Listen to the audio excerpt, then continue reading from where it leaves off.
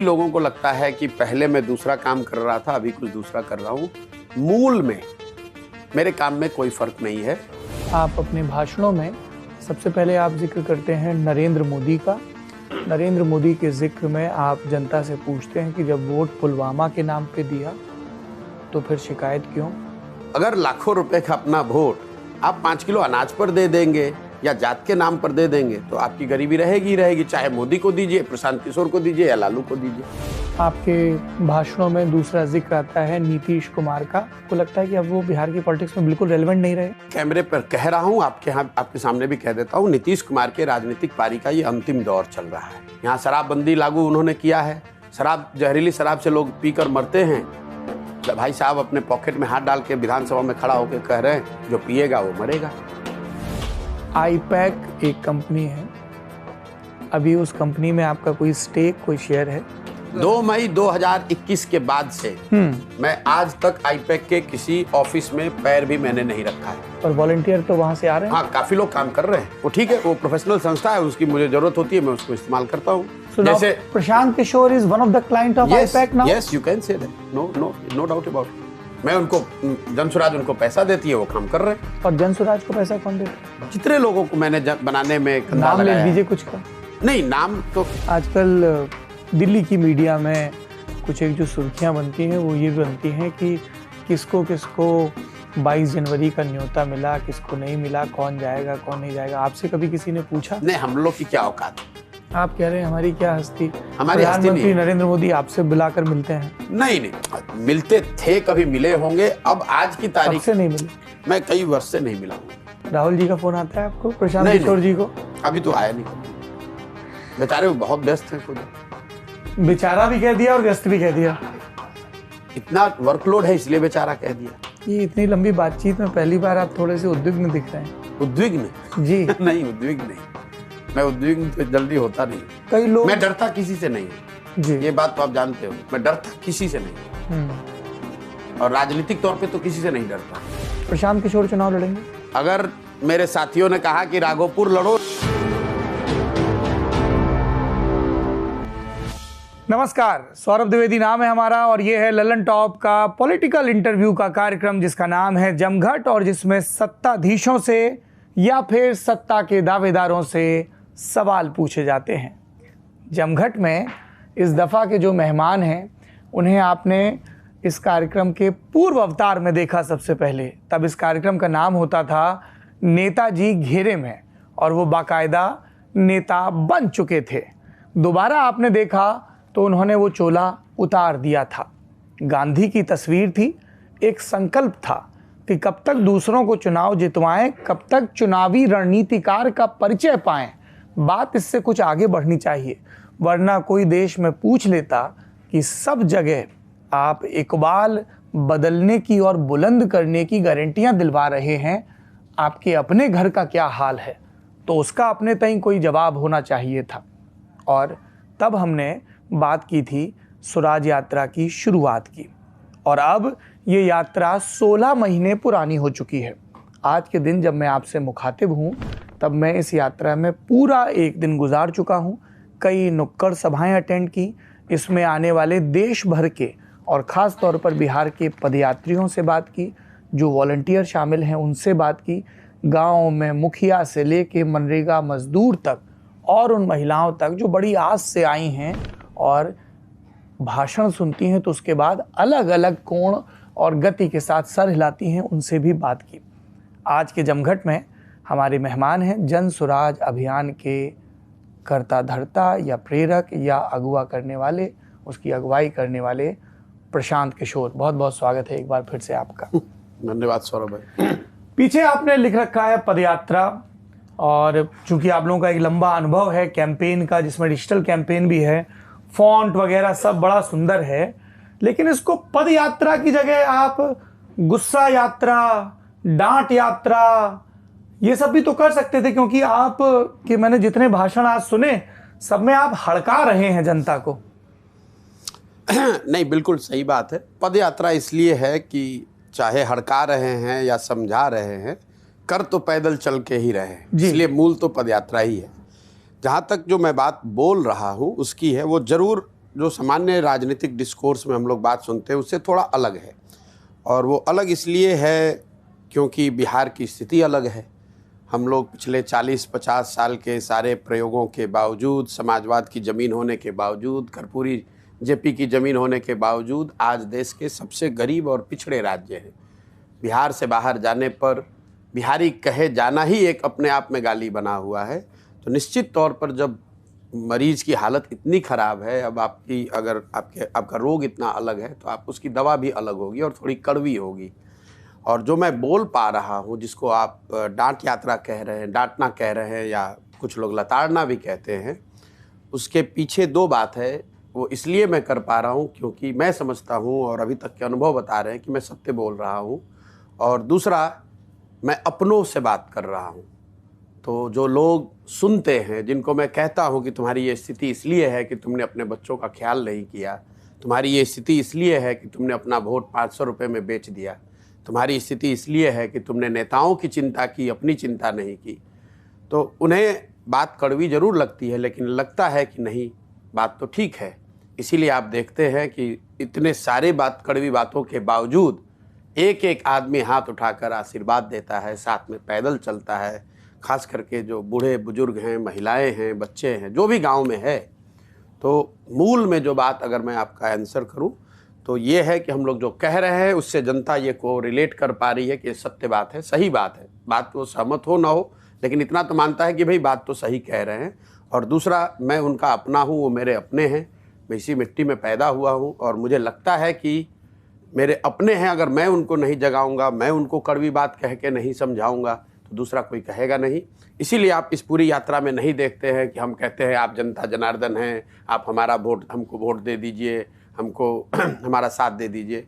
मैं ये बातें नहीं कहता हूँ, मैं बिल्कुल अलग भाषा का इस्तेमाल कर रहा हूँ। और अभी तक का मेरा अनुभव है कि जनता उसको वही सुनना चाहती है और सुनकर कम से कम एक आत्मचिंतन का दौर उनके मन में शुरू हो। यही इस पदयात्रा का उद्देश्य भी है और उसमें थोड़ी बहुत सफलता भी मैं देख पा रहा हूँ। वैद्य जी का लड़का कड़वी दवाई बांट रहा है। वैद्य जी का लड़का तो अब मेरे पिताजी का तो इसमें कुछ है नहीं, लेकिन हमने जो अपने 10-20 साल में मेरा जो अपना अनुभव रहा है, पहले संयुक्त राष्ट्र संघ में और फिर बाद में राजनीतिक गलियारों में, सब कुछ जो भी मेरी सोच है, जो भी मेरी समझ है, मैंने जीवन में मेरे पास जो कुछ भी है, बौद्धिक या अदरवाइज, वो सब कुछ मैंने इसमें दाव पर लगाया है, अपना सब कुछ झोंका है इस पर। और ये तय करके आए हैं कि चाहे जो भी करना पड़े, 2 बरस लगे, 10 बरस लगे, पूरा जीवन इसमें खपा देना पड़े, मैं किए बगैर मानूंगा नहीं। क्योंकि मुझे लगता है कि अगर बिहार में मेरे जैसे व्यक्ति की हिम्मत नहीं होगी कुछ नया प्रयास करने की, तो शायद ही बिहार में किसी की हिम्मत पड़ेगी कि वो ये प्रयास करे। इसलिए ये प्रयास जरूरी है और मेरा विश्वास है कि बिहार की जनता, उसकी चेतना दब गई है, मरी नहीं है।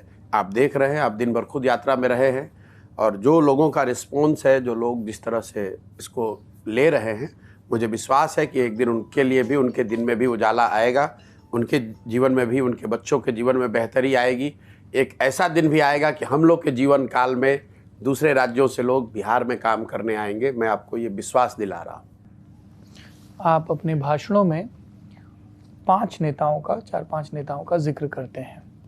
सबसे पहले आप जिक्र करते हैं नरेंद्र मोदी का। नरेंद्र मोदी के जिक्र में आप जनता से पूछते हैं कि जब वोट पुलवामा के नाम पे दिया तो फिर शिकायत क्यों। दूसरा, आप कहते हैं वोट राम मंदिर के नाम पर दिया तो शिकायत क्यों। तीसरा, आप कहते हैं कि वोट 4 किलो भात 5 किलो चावल के नाम पे दिया या गेहूं के नाम पे दिया या राम मंदिर के नाम पे। नहीं, ये नेताओं का कोई लेना देना नहीं। मैं ये नहीं कह रहा हूं कि आपने वोट अगर अनाज के लिए दिया तो आप शिकायत क्यों कर रहे हैं। मैं ये कह रहा हूं, उनको समझा रहा हूं कि लोकतंत्र की बुनियाद को समझो। ज़्यादातर लोग, चाहे आप पत्रकार हैं, सामान्य लोग हैं, बुद्धिजीवी हैं, वो अपनी सारी ऊर्जा इसमें लगाते हैं कि वोट किसको दिया जाए, जबकि लोकतंत्र में ज़्यादा महत्वपूर्ण यह है कि वोट किस बात के लिए दिया जाए। तो जो मैं गिनवा रहा हूँ, जो 5 बातों की आप बात करते हैं, मैं लोगों को ये समझा रहा हूँ कि वोट चाहे आपने मोदी जी को दिया या लालू जी को दिया या नीतीश जी को दिया, वो महत्वपूर्ण नहीं है। जिस मुद्दे के लिए वोट दिया वो आपको मिला।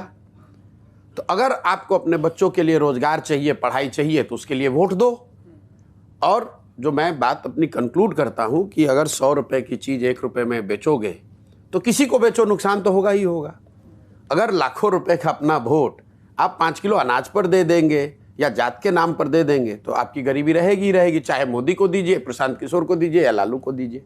तो मैं लोगों को बस 2 ही मूल बात बता रहा हूं कि आपने जाति के नाम पर वोट दिया, आपने विचारधारा के नाम पर वोट दिया, आपने मोदी लालू नीतीश के नाम पर वोट दिया, आपने सब प्रयास सब कुछ करके देख लिया। एक बार हमारी बात मानिए और अपने बच्चों के लिए वोट दीजिए और अपने वोट की कीमत सही लगा लीजिए। ठीक बात है। हमें कोई गुरेज नहीं, आप मोदी को दे दीजिए वोट, आप दे दीजिए लालू को वोट, लेकिन लालू जी से, नीतीश से, मोदी से अपने बच्चों के लिए रोजगार मांग लीजिए।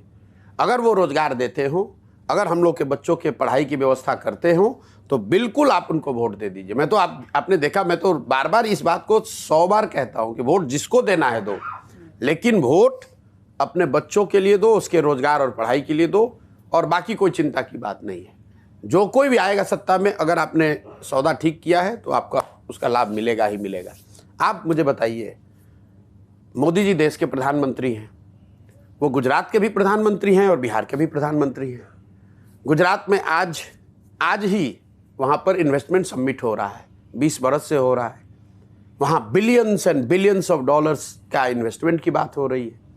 गुजरात में एक शहर है सूरत, जहाँ 5 लाख से ज़्यादा बिहार के बच्चे मजदूरी कर रहे हैं। एक वो समिट, उसका छोटा ही स्वरूप बिहार में भी होना चाहिए था।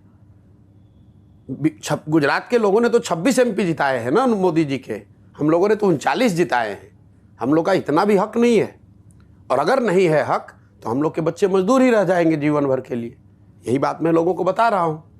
बात मोदी की और मनमोहन सिंह की नहीं है, बात लालू जी और नीतीश की नहीं है। मैं किसी की शिकायत नहीं कर रहा हूँ, मैं अपने और बिहार के बच्चों की बात कर रहा हूँ। हम लोग का हक मिलना चाहिए।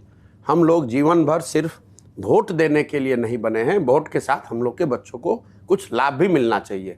वोट सबसे ज़्यादा हम लोग से ले रहे हो, और हमारे बच्चे जब बाहर जा रहे हैं तो उसको बिहारी कह के गाली भी दे रहे हो।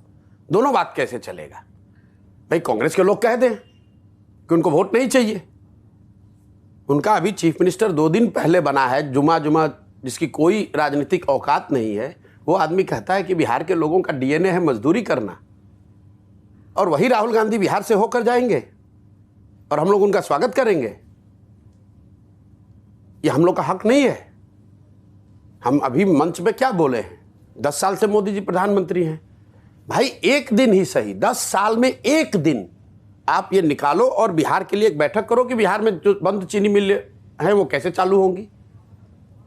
एक दिन तो निकालो हमारे लिए, एक दिन तो बिहार के लिए निकालो। हम लोग 39 MP जिताकर भेजे हैं भाई, इतना भी हक नहीं है बिहार के लोगों का। इसमें किसका विरोध है? मैं किसी का विरोध नहीं कर रहा हूं। आपके भाषणों में दूसरा जिक्र आता है नीतीश कुमार का, और सिर्फ, हालांकि इससे इतर जब आप इंटरव्यूज़ में या दूसरे मुद्दों पर प्रदेश में कोई घटना होती है तब आप उनको लक्ष्य करके बात करते हैं। उसमें इनफैक्ट मुझे एक दिलचस्प ऑब्जर्वेशन ये दिखा कि जटिल अर्थशास्त्रीय मसलों को कैसे जनता का मसला बनाया जाए। जैसे आप मनरेगा का कितना मद खर्च हो रहा है और कितना नहीं, इसे लोगों के बीच ले जा रहे हैं। पर इससे इतर भाषण में नीतीश कुमार का जिक्र नहीं होता है। कि आपको लगता है कि अब वो बिहार की पॉलिटिक्स में बिल्कुल रेलेवेंट नहीं रहे? नहीं, नीतीश जी देखिए बिहार के मुख्यमंत्री हैं, तो अगर मैं बिहार में कोई भी प्रयास करूंगा सामाजिक राजनीतिक, तो उसमें बिहार के मुख्यमंत्री होने के नाते उनका जिक्र होना ही है। लेकिन मैं बिल्कुल कैमरे पर कह रहा हूं, आपके सामने भी कह देता हूं, नीतीश कुमार के राजनीतिक पारी का ये अंतिम दौर चल रहा है। कितने दिन चलेगा, कितने महीने चलेगा, मैं ये नहीं जानता हूं, लेकिन लोकसभा के चुनाव तक शायद उनकी रेलेवेंस थोड़ी बहुत बची रहेगी। लोकसभा के चुनाव के बाद उनके दल के विघटन की एक औपचारिक शुरुआत हो जाएगी, और जदयू आज के फॉर्म में जिस तरह का दल है, ये दल आगे बचने वाला नहीं है। नीतीश कुमार जी ने अपनी विश्वसनीयता इतनी घटा ली है कि अब उनका और उनके दल का बचे रहना करीब करीब नामुमकिन है। ये बात मैं बिल्कुल, जितना मेरा राजनीतिक अनुभव उसके आधार पर कह रहा हूँ। मैंने नीतीश जी के साथ काम किया है। कई लोग ये सवाल भी करते हैं कि आप ही ने तो उनकी मदद की थी 14-15 में। तो मैं उनको ये बताता हूँ कि 14-15 के नीतीश कुमार में और 22-23 के नीतीश कुमार में जमीन आसमान का फर्क है। क्या फर्क? 14-15 में जिस नीतीश कुमार की हमने मदद की थी, उनका नाम था सुशासन बाबू, और बिहार का एक बड़ा वर्ग ऐसा मानता था कि 2005 से लेकर 12-13 के दौर में नीतीश कुमार ने बिहार को सुधारने की दिशा में कुछ प्रयास किए थे। बहुत सुधार नहीं हुआ था, लेकिन शुरुआत एक हुई थी। उस नीतीश कुमार की मदद की गई थी, क्योंकि मुझे कोई बिहार की राजनीति में कभी दिलचस्पी नहीं रही है। मैं तो जब नीतीश जी मेरे से मिलने आए 2014 नवंबर में दिल्ली में, नीतीश जी की पार्टी चुनाव हार गई थी। उन्होंने अपना पद छोड़ दिया था और मांझी जी को मुख्यमंत्री बनाया था। नीतीश जी को किसी ने बताया कि नरेंद्र मोदी का 14 का जो अभियान चलाया है वो लड़का बिहार का है। नीतीश बाबू मेरे से मिलने आए दिल्ली में, और उस मुलाकात में जो बातें हुई, मैंने उनसे यही आग्रह किया कि सर आप तो अच्छा वहाँ काम कर रहे थे, आपने पद क्यों छोड़ दिया? तो उन्होंने बताया जनता ने हमें नकार दिया। तो मेरा तर्क ये था कि भाई जनता ने तो आपको लोकसभा में हराया है, आपको मुख्यमंत्री पद से तो हटाया नहीं है, और लोकतंत्र में आपको ये अधिकार भी नहीं है कि आप मुख्यमंत्री हैं, आप अपने हट कर जिसको मन है उसको बना दीजिए। तो आप वापस आइए, आपका जो दायित्व है उसको पूरा कीजिए, और जहाँ तक चुनाव की बात है उसमें जो मदद हम लोग कर सकते हैं वो मदद करेंगे। मैंने उनकी मदद भी की। लेकिन 14-15 में जो नीतीश कुमार सुशासन बाबू के नाम पे जाने जाते थे, आज उनको कोई सुशासन बाबू बिहार में नहीं मानता है। 14-15 में वो नीतीश कुमार जो विधानसभा में चुनाव हारे नहीं थे, उनकी पार्टी लोकसभा में हारी थी, और राजनीतिक नैतिकता का तकाजा देकर नीतीश कुमार ने पद छोड़ा था। आज नीतीश कुमार 2020 में चुनाव हार गए हैं। 243 की विधानसभा में सिर्फ 42 विधायक उनके पास हैं, और फिर भी कोई ना कोई जुगाड़ लगाकर, कभी लालटेन पकड़कर, कभी कमल का साथ चलकर मुख्यमंत्री बने हुए हैं। लेकिन इन सबसे इतर बात जिसकी वजह से मैं उनका विरोध कर रहा हूं, वो है मानवता के नाम पर। जिस नीतीश कुमार की 14-15 में हमने मदद की थी, वो नीतीश कुमार थे जो रेल मंत्री थे वाजपेयी जी की सरकार में। आपको याद होगा, असम गैसल में एक रेल दुर्घटना हुई, उसमें कोई 200 लोगों की मृत्यु हो गई थी। नीतीश बाबू ने इस्तीफा दे दिया, और जब वाजपेयी जी ने इस्तीफा स्वीकार करने से इनकार किया, तो नीतीश जी ने बयान दिया कि जब 200 लोगों की मृत्यु हो गई तो मैं कैसे पद पर रहूँगा। वही नीतीश कुमार कोरोना के दौरान हजारों लोग बिहार के, उनकी दुखद मृत्यु हो गई, लाखों बच्चे, पूरे देश में क्राइसिस थी, लेकिन जितना बिहार के लोगों ने सफ़र किया, लाखों लोग पूरे देश में मारे मारे फिर रहे थे। नीतीश कुमार अपने घर से 1 महीने तक बाहर तक नहीं निकले। मैं दिल्ली में, गाजियाबाद में, आप तो उस एरिया में रहते हो, हजारों बिहार के लोग फंसे हुए थे। नीतीश कुमार ने इतना भी जरूरी नहीं समझा कि यहाँ से 2 बस भेज दें, 2 अफसर भेज दें।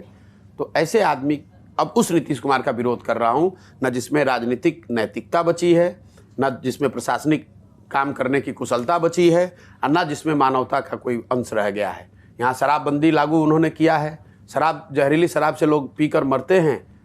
भाई साहब अपने पॉकेट में हाथ डाल के विधानसभा में खड़ा होकर कह रहे हैं जो पिएगा वो मरेगा। बताइए, आप राज्य के मुखिया हैं, अगर किसी ने अपनी गलती की, उसकी कुछ दुखद मृत्यु हो गई, तो राज्य के मुखिया होने के नाते आपको सांत्वना देनी चाहिए, आपको अच्छी बात कहनी चाहिए, उसकी मदद करनी चाहिए। आप हंस रहे हैं कि जो पिएगा वो मरेगा, तो उस नीतीश कुमार का विरोध होना चाहिए, नहीं होना चाहिए, इसीलिए उनका विरोध कर रहे हैं। क्या सोच के आप लोगों ने 2015 में शराबबंदी को मुद्दा बनाया था? शराबबंदी 2015 में मुद्दा नहीं था। आपने रिसर्च ठीक नहीं किया, आप रिसर्च बहुत करके आते हैं। शराबबंदी 2016 में लागू हुआ था, पूरा 2016 में हुआ था। 2015 में पूरा जो चुनाव हुआ था वो 7 निश्चय पर हुआ था। वो एक एक मुद्दा हम लोगों ने जनता से चुनकर निकाला था, और उसमें कहीं शराबबंदी का जिक्र नहीं है। मैं बिल्कुल शराबबंदी के सिरे से इसके विरोध में हूँ। तब भी विरोध में थे? तब भी विरोध में थे, क्यों? जब इन्होंने लागू किया तब तो मैं यहाँ था नहीं, लेकिन मेरे रहते हुए शराबबंदी की बात हो ही नहीं सकती है। इसलिए नहीं कि शराबबंदी से मेरा कोई आइडियोलॉजिकल रास्ता है, क्योंकि दुनिया में कोई ऐसा प्रमाण नहीं है कि शराबबंदी के जरिए किसी समाज ने, किसी देश ने, किसी राज्य ने अपना आर्थिक सामाजिक विकास किया हो।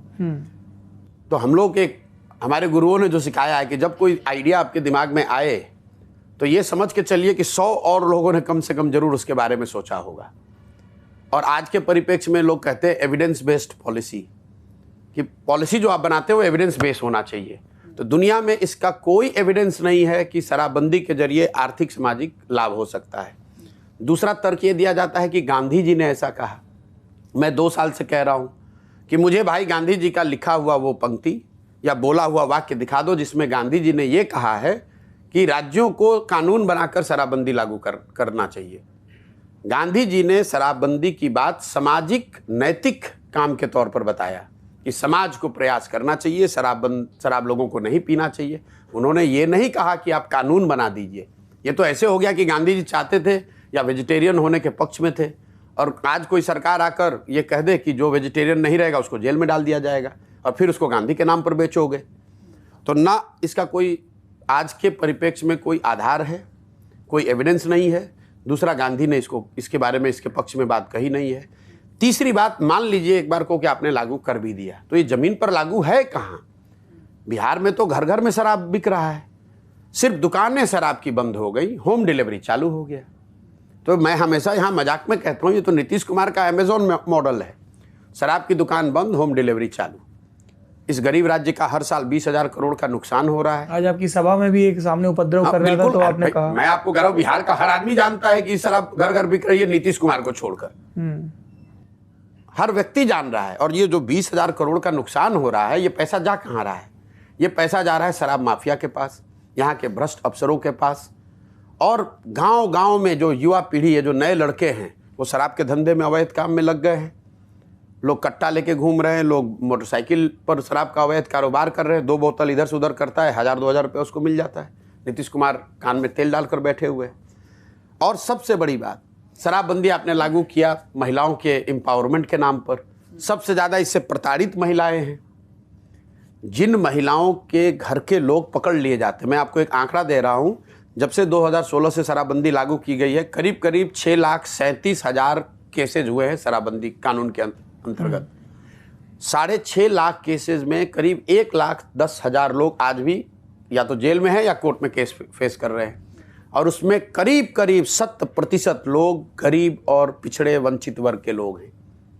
पैसे वाला तो कोई पकड़ा नहीं रहा है, जो गरीब आदमी है पकड़ लिया गया। तो जब तक वो जेल में है तो उसके घर की महिला बेचारी दौड़ रही है थाने में। जब केस हो गया तो अपना जो कुछ भी उसके घर में बचा खुचा है वो भी बेच उच के वकील के यहाँ वो पैसा दे रही है। तो आप दुनिया में इसका कोई प्रमाण नहीं, इससे भलाई का। गांधी की बात आप गलत कोट कर रहे हैं। प्रशासनिक तौर पर आप इसको जमीन पर लागू कर नहीं पा रहे हैं, और समाज का बड़ा वर्ग इससे प्रभावित हो रहा है। फिर भी आपका जिद है, अहंकार है कि नहीं ऐसे ही लागू रहेगा, इसीलिए इसका विरोध कर रहे हैं। अच्छा प्रशांत, मैं उन यात्रियों से भी मिला जो आपके साथ सफ़र में आए हुए हैं, देश भर के। सबके लिए बहुत एक, कोई पॉलिटिकल ट्रेनिंग के लिए आया है, कोई देखने के लिए, कोई घर से 10 दिन की मोहलत लेके, कोई 2 महीना, कोई नौकरी छोड़कर भी। आप इन पदयात्रियों से जब मिले, खासतौर पर जो बिहार के बाहर के हैं, तो वो क्या अवधारणाएं लेकर आए थे? नहीं, पदयात्रियों का जो समूह है ये एकदम फिक्स समूह नहीं है। जैसे जब से पदयात्रा शुरू हुई है तो करीब 1500 लोग पदयात्री, जिसको आप कह सकते हैं, जो आया, कैंप में रहा, कुछ दिन चला गया, वापस चला गया। कुछ एक जो वर्ग है 50-60 जो पूरी तरीके से 100% अपना पूरा टाइम दे के समर्पित है, इसी में लगा हुआ है। तो स्वाभाविक तौर पे मेरा उनसे मिलना ज़्यादा है, उनको मैं समझता हूँ। और जो बच्चे भी वो लगे हुए हैं, जिसको आप पदयात्री कह रहे हैं, वॉलंटियर कह रहे हैं, वो मेरे से ज़्यादा उनका डेडिकेशन है, मेरे से ज़्यादा उनका कमिटमेंट है, और जज्बा मेरे से ज़्यादा है। भले उनका अनुभव मेरे से थोड़ा कम हो सकता है, लेकिन जज्बे में मेरे से वो आगे हैं। और जितनी मेहनत मैं कर रहा हूँ उससे ज़्यादा मेहनत ये लड़के करते हैं। मुझे तो फिर भी सुविधा थोड़ी ज़्यादा है, हालांकि हम लोग सब साथ में ही कैंप में रहते हैं, लेकिन मुझे ज़रूर थोड़ी सुविधा ज़्यादा है। लेकिन इसके बावजूद जितनी मेहनत ये लड़के कर रहे हैं, ये उसको मैं सैल्यूट करता हूँ। और निश्चित तौर पर ये सब लड़के इसलिए कर रहे हैं कि वो व्यक्तिगत तौर पर मानते हैं कि बिहार में बदलाव का शायद ये उनके और हमारे जीवन का पहला और अंतिम मौका है। आपकी सभाओं में देख रहा था, महिलाओं की संख्या ज़्यादा थी। अमूमन हम पॉलिटिकल रैलीज़ में जाते हैं तो महिलाएं कम दिखती हैं, आगे डी के बगल में एक विंग में बैठी होती हैं। यहाँ उलट दिख रहा है गांव दर गांव। इसकी वजह पलायन? इसकी वजह बिल्कुल साफ है। जो आप पॉलिटिकल रैली देखते हैं, हाँ, उसमें क्राउड जो होता है वो मोबिलाइज्ड किया होता है। मतलब हम लोग बसों में, गाड़ियों में भर के उसको ले आते हैं या पैदल चला के ले आते हैं। ये जो पूरा पदयात्रा का स्वरूप है, इसमें मोबिलाइजेशन 0 है। हम लोग कोई संगठन नहीं है कि कोई जाकर पहले से कहे कि भैया चलो प्रशांत किशोर आ रहे हैं उनको सुनने के लिए। जो हमारे साथी पदयात्री हैं वो मेरे से आगे चलते हैं, उनके साथ कुछ वॉलंटियर जो साथ में लगते हैं, और वो जाकर गांव में बताते हैं कि भाई एक प्रशांत किशोर हैं जो चल रहे हैं पैदल और इस विषय पर चल रहे हैं, आप चलिए और सुनिए। और वो लोग आते हैं। तो आएगा कौन? गांव में जो रहेगा वही आएगा। और बिहार में पलायन की स्थिति इतनी भयावह है कि ज़्यादातर गाँवों में सिर्फ महिलाएं, बूढ़े और बच्चे बचे हुए हैं। तो इसीलिए आपको महिलाओं की संख्या बहुत ज़्यादा दिखती है। दूसरा, जो सबसे ज़्यादा जिसकी पीड़ा है वो महिलाएं हैं, क्योंकि उनके घरों के लोग चले गए। वो पूरा जीवन संघर्ष करते हुए लोग यहीं पे बिता रहे हैं, इसलिए उनमें थोड़ी वो आतुरता भी ज़्यादा है सुनने की और ये जानने की क्या कोई रास्ता है जिससे हम लोग का जीवन सुधर सकता है। इसीलिए आप देखते हैं 70-80% महिलाएं होती हैं। कई सभाओं में तो 90% महिलाएं ही होती हैं। आपने यात्रा चंपारण से शुरू की, अभी इसका पड़ाव बेगूसराय में है। नॉर्थ का एक बड़ा और भौगोलिक दृष्टि से महत्वपूर्ण इलाका आपने 16 महीने में कवर किया है। यात्रा के स्वरूप में किस तरह के बदलाव हुए? जैसे मैं वॉलंटियर से बात कर रहा था तो बताया गया कि पहले जो रात की आखिरी सभा होती थी उसके साथ भोजन रहता था, जो लोग गांव के जुट गए तो उसको हटा दिया गया कि उसमें समय बहुत लगता है, लॉजिस्टिक्स का भी इशू था और टाइम बहुत कंज्यूम हो रहा था। फिर कहा गया कि ज़िले के जो अधिवेशन हो रहे थे उनको हटाया गया क्योंकि वो पॉलिटिकल कैंपेन जैसा हो रहा था और प्रशांत ये नहीं चाहते, ये बहुत अभी राजनीतिक रैली और जमावड़े की शक्ल है, उसकी जगह टाउन हॉल होने लगा। जो खाने की बात है, पहले हम लोग रात में खाना, कैंप में कोई आया तो उसको खिलाते थे, लेकिन उसमें होता ये था कि रात में पहुंचे 9-10 बजे और फिर खाना खिलाने में बहुत समय लगता था और उसमें कई तरह के मॉडरेशन होने लगे थे। तो उसको हम लोगों ने बंद करके चाय कर दिया कि भाई आप अगर सभा में कैंप में आए हैं तो आपको चाय जरूर पिलाएंगे। सुबह में जो लोग आते हैं उनको नाश्ता भी कराते हैं, लेकिन जो रात में खाना बांटने वाली बात थी उसको बंद कर दिया है। तो वो तो मेरली लॉजिस्टिकल इशू है और कोई वजह नहीं है। जिला अधिवेशन की बात है, जिला अधिवेशन का ओरिजिनल कॉन्सेप्ट ये था कि हर प्रखंड से 20 लोगों को निकाला जाएगा जो कि जन स्वराज के संस्थापक सदस्य बनेंगे। जो लोग दल बनाना चाहते हैं ऐसे लोगों को हर प्रखंड से 20 लोगों को निकाला जाएगा।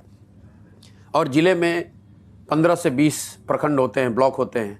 तो हम लोग का अनुमान था कि हर 20-20 के लोग बैठेंगे तो करीब 300-400 लोग होंगे, उनके साथ बैठ के राजनीतिक चर्चा होगी, इसके आगे के स्वरूप पे बात होगी। हुआ यह है कि पदयात्रा के दौरान वो संख्या बढ़कर 20 के बजाय 2000-2500 हो गई हर प्रखंड में।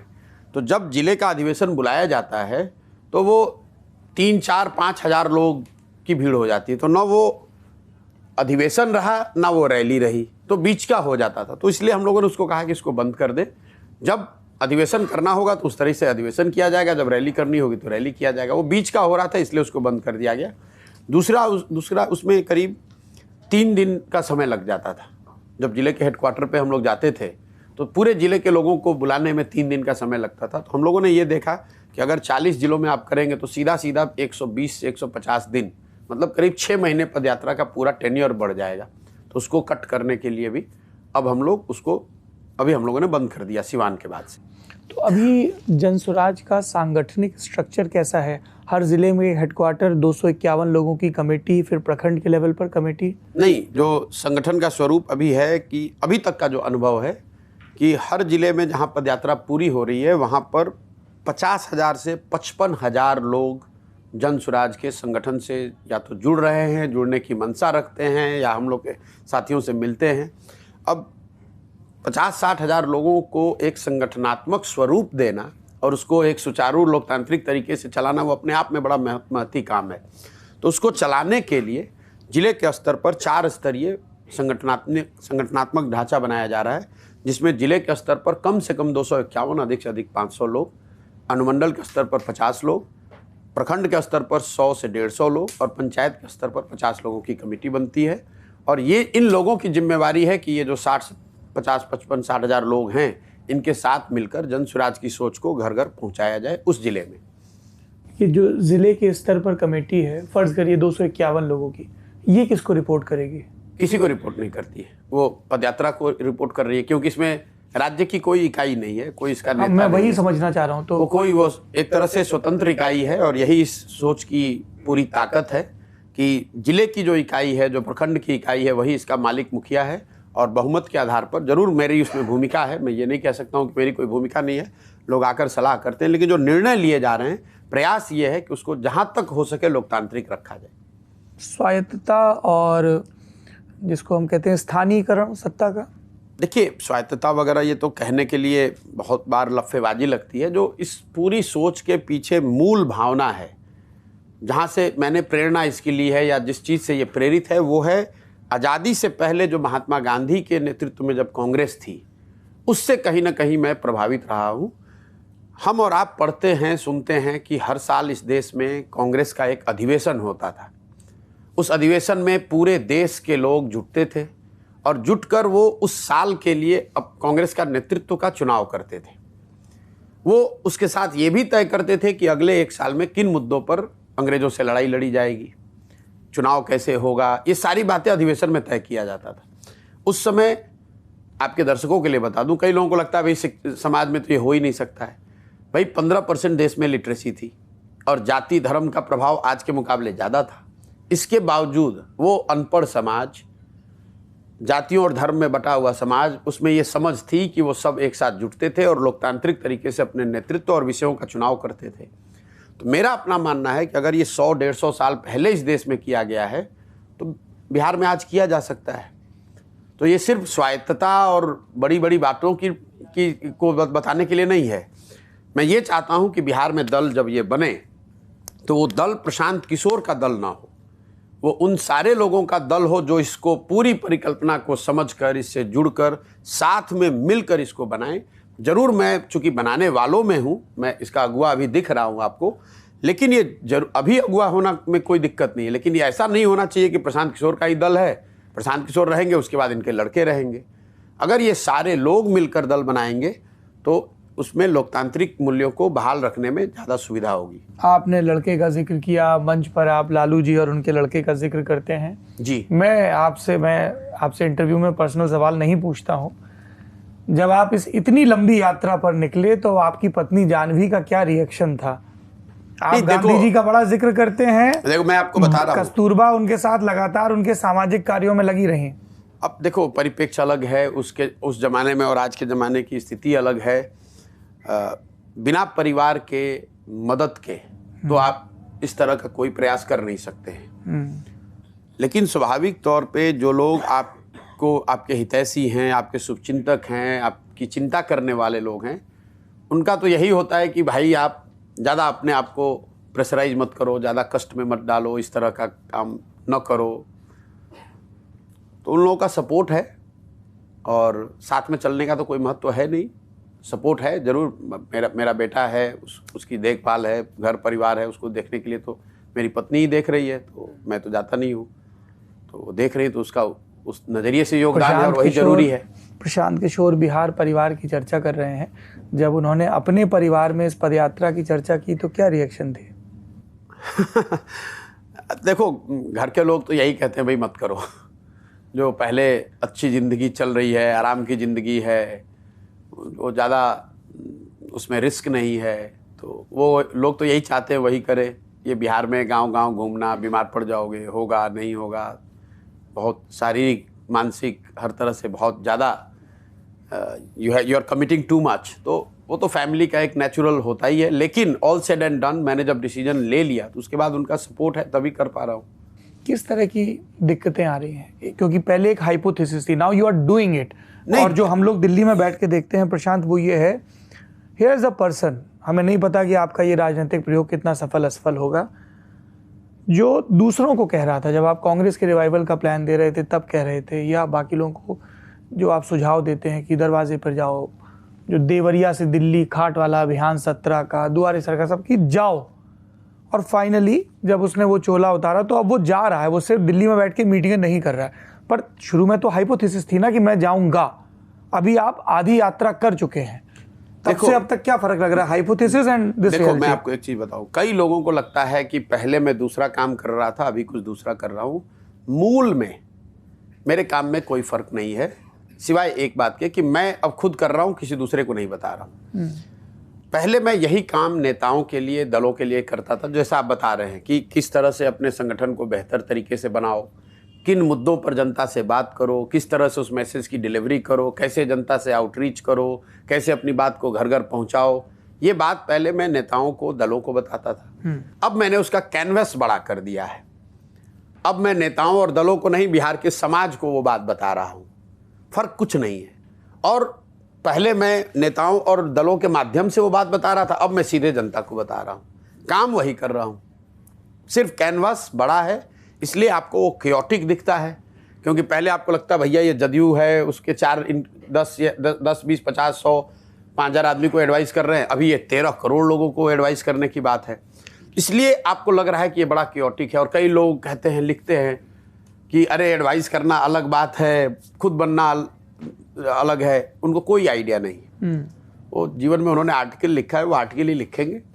15 साल पहले, आज से अगर 2011 में ये जो ज्ञानी आर्टिकल लिखने वाले लोग हैं जी, उनको मैं कहता कि भाई मैं किसी नेता के साथ जाऊंगा, उसको बैठ के बताऊंगा और लैपटॉप पे और डेटा पे कुछ उसको मदद की जा सकती है, सोशल मीडिया से पब्लिक के मूड को इन्फ्लुएंस किया जा सकता है, तो आदमी क्या कहता, हंसता। आज मुझे वही आदमी कह रहे हैं भाई बहुत बड़े चुनाव के प्रबंधक हैं, राजनीतिक रणनीतिकार हैं। तो 2011 में भी वो बात नहीं मानता। वो माना कब? 2021 तक। वो 14 की जीत के बाद नहीं माना। वो तो अरे इनका क्या है, ये तो नरेंद्र मोदी की जीत है, इसमें प्रशांत किशोर का क्या है, तो फर्जी का अपना क्रेडिट ले रहे हैं। फिर 2015 में बिहार में हम लोग जीत गए, तो कुछ लोगों ने माना कि हाँ कुछ तो जानते होंगे। लेकिन फिर कुछ लोगों ने कहा अरे भाई इनका क्या है, तो लालू नीतीश का जात का कॉम्बिनेशन था। फिर आप पंजाब जीत गए, फिर आप आंध्रा जीत गए, फिर आप तमिलनाडु जीत गए। जब आप लगातार जीतते गए हैं तब 10 बरस में लोग मान रहे हैं कि अच्छा चुनाव की इनकी थोड़ी समझ है। तो स्वाभाविक तौर पर वही लोग आज कह रहे हैं अच्छा चुनाव की तो समझ है, आगे की इनकी समझ नहीं है। तो हमको आप 10 साल दीजिए, हमको करने दीजिए, आपको उससे जल्दी ही एहसास हो जाएगा कि मुझे इसकी समझ है कि नहीं। देखिए, आप चाहे पत्रकार हैं, वकील हैं, राजनीतिक एक्टिविस्ट हैं, जिसको भी समाज में जगह बनानी है उसको प्रयास करना है, या आप चुनावी रणनीतिकार हैं। ये कहना कि चुनावी रणनीतिकार है इसलिए नेता नहीं बन सकते हैं, तो मेरे भाई जो आदमी अनपढ़ गवार था वो कैसे नेता बन सकता है? नेता बनने के लिए कोई सर्टिफिकेट की तो जरूरत है नहीं, एक ही सर्टिफिकेट चाहिए, आपको जनता के बीच में उपलब्ध होना है, जनता की आवाज़ बनना है। तो मुझे ये पूरा आर्गुमेंट ही लॉजिक विहीन लगता है कि आप कह रहे हैं कि दूसरे को सलाह देना ये आपका डिस्क्वालिफिकेशन का क्राइटेरिया कैसे हो गया? अगर कुछ है तब तो मुझे कम से कम थोड़ी राजनीतिक समझ तो है। तो अगर कोई वकील नेता जन नेता बन सकता है, अगर कोई अनपढ़ फेल आदमी नेता बन सकता है, अगर कोई डॉक्टर नेता बन सकता है, तो जिसको चुनाव की समझ है वो क्यों नेता नहीं बन सकता है? लेकिन आर्टिकल उनको लिखना है, उनको उसके लिए पैसा मिलता है तो अपना लिख रहे हैं बेचारे। नाराज हैं आप स्तंभकारों से? बिल्कुल नहीं, मैं नाराज में इससे नहीं हूँ जी। मुझे कभी कभी हंसी आती है कि जो आदमी आर्टिकल लिखता है या इस तरह की टिप्पणी करता है, उसको कम से कम इतना तो मानना चाहिए कि प्रशांत किशोर को देश में और किसी बात के लिए आप माने ना माने, इतना तो शायद ही कोई कहेगा कि इस आदमी को राजनीति की समझ नहीं है। मैं कर भले कुछ ना पाऊं, लेकिन राजनीति की थोड़ी बहुत समझ तो मुझे जरूर होगी। और उस सारी समझ के बाद मुझे ये नहीं मालूम है कि मैं क्या कर रहा हूं, तो बहुत अच्छी बात है। आप समझ की बात कर रहे हैं। कल मैं इस नहीं, अब सबसे आश्चर्य की बात है कि जो लिखते हैं वही आके मेरे से पूछ रहे हैं कि अच्छा चुनाव कौन जीतेगा, देश में राजनीति की दशा क्या हो गया। अरे भाई तुम मेरे से पूछने आ रहे हो, फिर जाके लिखते हैं मेरे से आके पूछ रहे हैं कि राजनीति में होगा क्या, और फिर मुझे कह रहे हैं कि आपको तो मतलब ये तो बात अलग है। अरे भाई, अगर मुझे देश की राजनीति के बारे में मेरे से पूछा तो कह दो भाई तुम बिल्कुल ही अनपढ़ बेवकूफ आदमी हो, तुम्हें कुछ नहीं आता है। तो मेरे से आके आप देश की राजनीति की चर्चा कर रहे हैं, लेकिन जब मैं बिहार की राजनीति के बारे में कह रहा हूं तो कहना ना ये तो आपको नहीं मालूम, ये तो हमको मालूम है कौन जीत रहा है। इसलिए मुझे मतलब आश्चर्य भी होता है और थोड़ी मतलब खींच भी आती है इससे। या तो आप हमसे बात ही मत करो भाई, हम तो कह नहीं रहे कि हमें कुछ आता है, तो हमसे पूछने आ रहे हो कि देश में राजनीति की दिशा क्या होगी, कांग्रेस का क्या होगा, मोदी का क्या होगा। मुझे राहुल गांधी का कांग्रेस का क्या होगा ये समझ है आपकी नज़र में, मोदी चुनाव जीतेंगे कि नहीं इसकी समझ है, लेकिन बिहार में क्या होगा जहां मैं रात दिन लगा हूं ये मुझे समझ नहीं है। ये बड़ा आश्चर्यजनक मामला है। अच्छा, मैं कल पटना में था। बिहार के एक पूर्व नौकरशाह, बहुत सम्मानित, बेदाग करियर और पढ़ने लिखने वाले, उनसे बात कर रहा था और आपके बारे में चर्चा चली। तो उन्होंने कहा कि हम सब बहुत उम्मीद से देख रहे हैं और सुनते भी हैं वो जो जिन विषयों पे बात कर रहे हैं। एक बात को लेके उन्होंने रेखांकित किया कि जब प्रशांत ये कहते हैं कि मैं 100 करोड़ कमा रहा था, 150 करोड़ कमा रहा था, तो वो उनका अब तक हमने अपने दिमाग में जो एक ह्यूमिलिटी वाला व्यक्तित्व बनाया कि आदमी पाँव पाँव चल रहा है, या जिस आदमी की तस्वीर लगा के चल रहा है, वो मैच नहीं खाता, थोड़ा एरोगेंस दिखता है इस एक चीज में। नहीं, इस पे हम लोगों ने आपस में भी खूब चर्चा की है।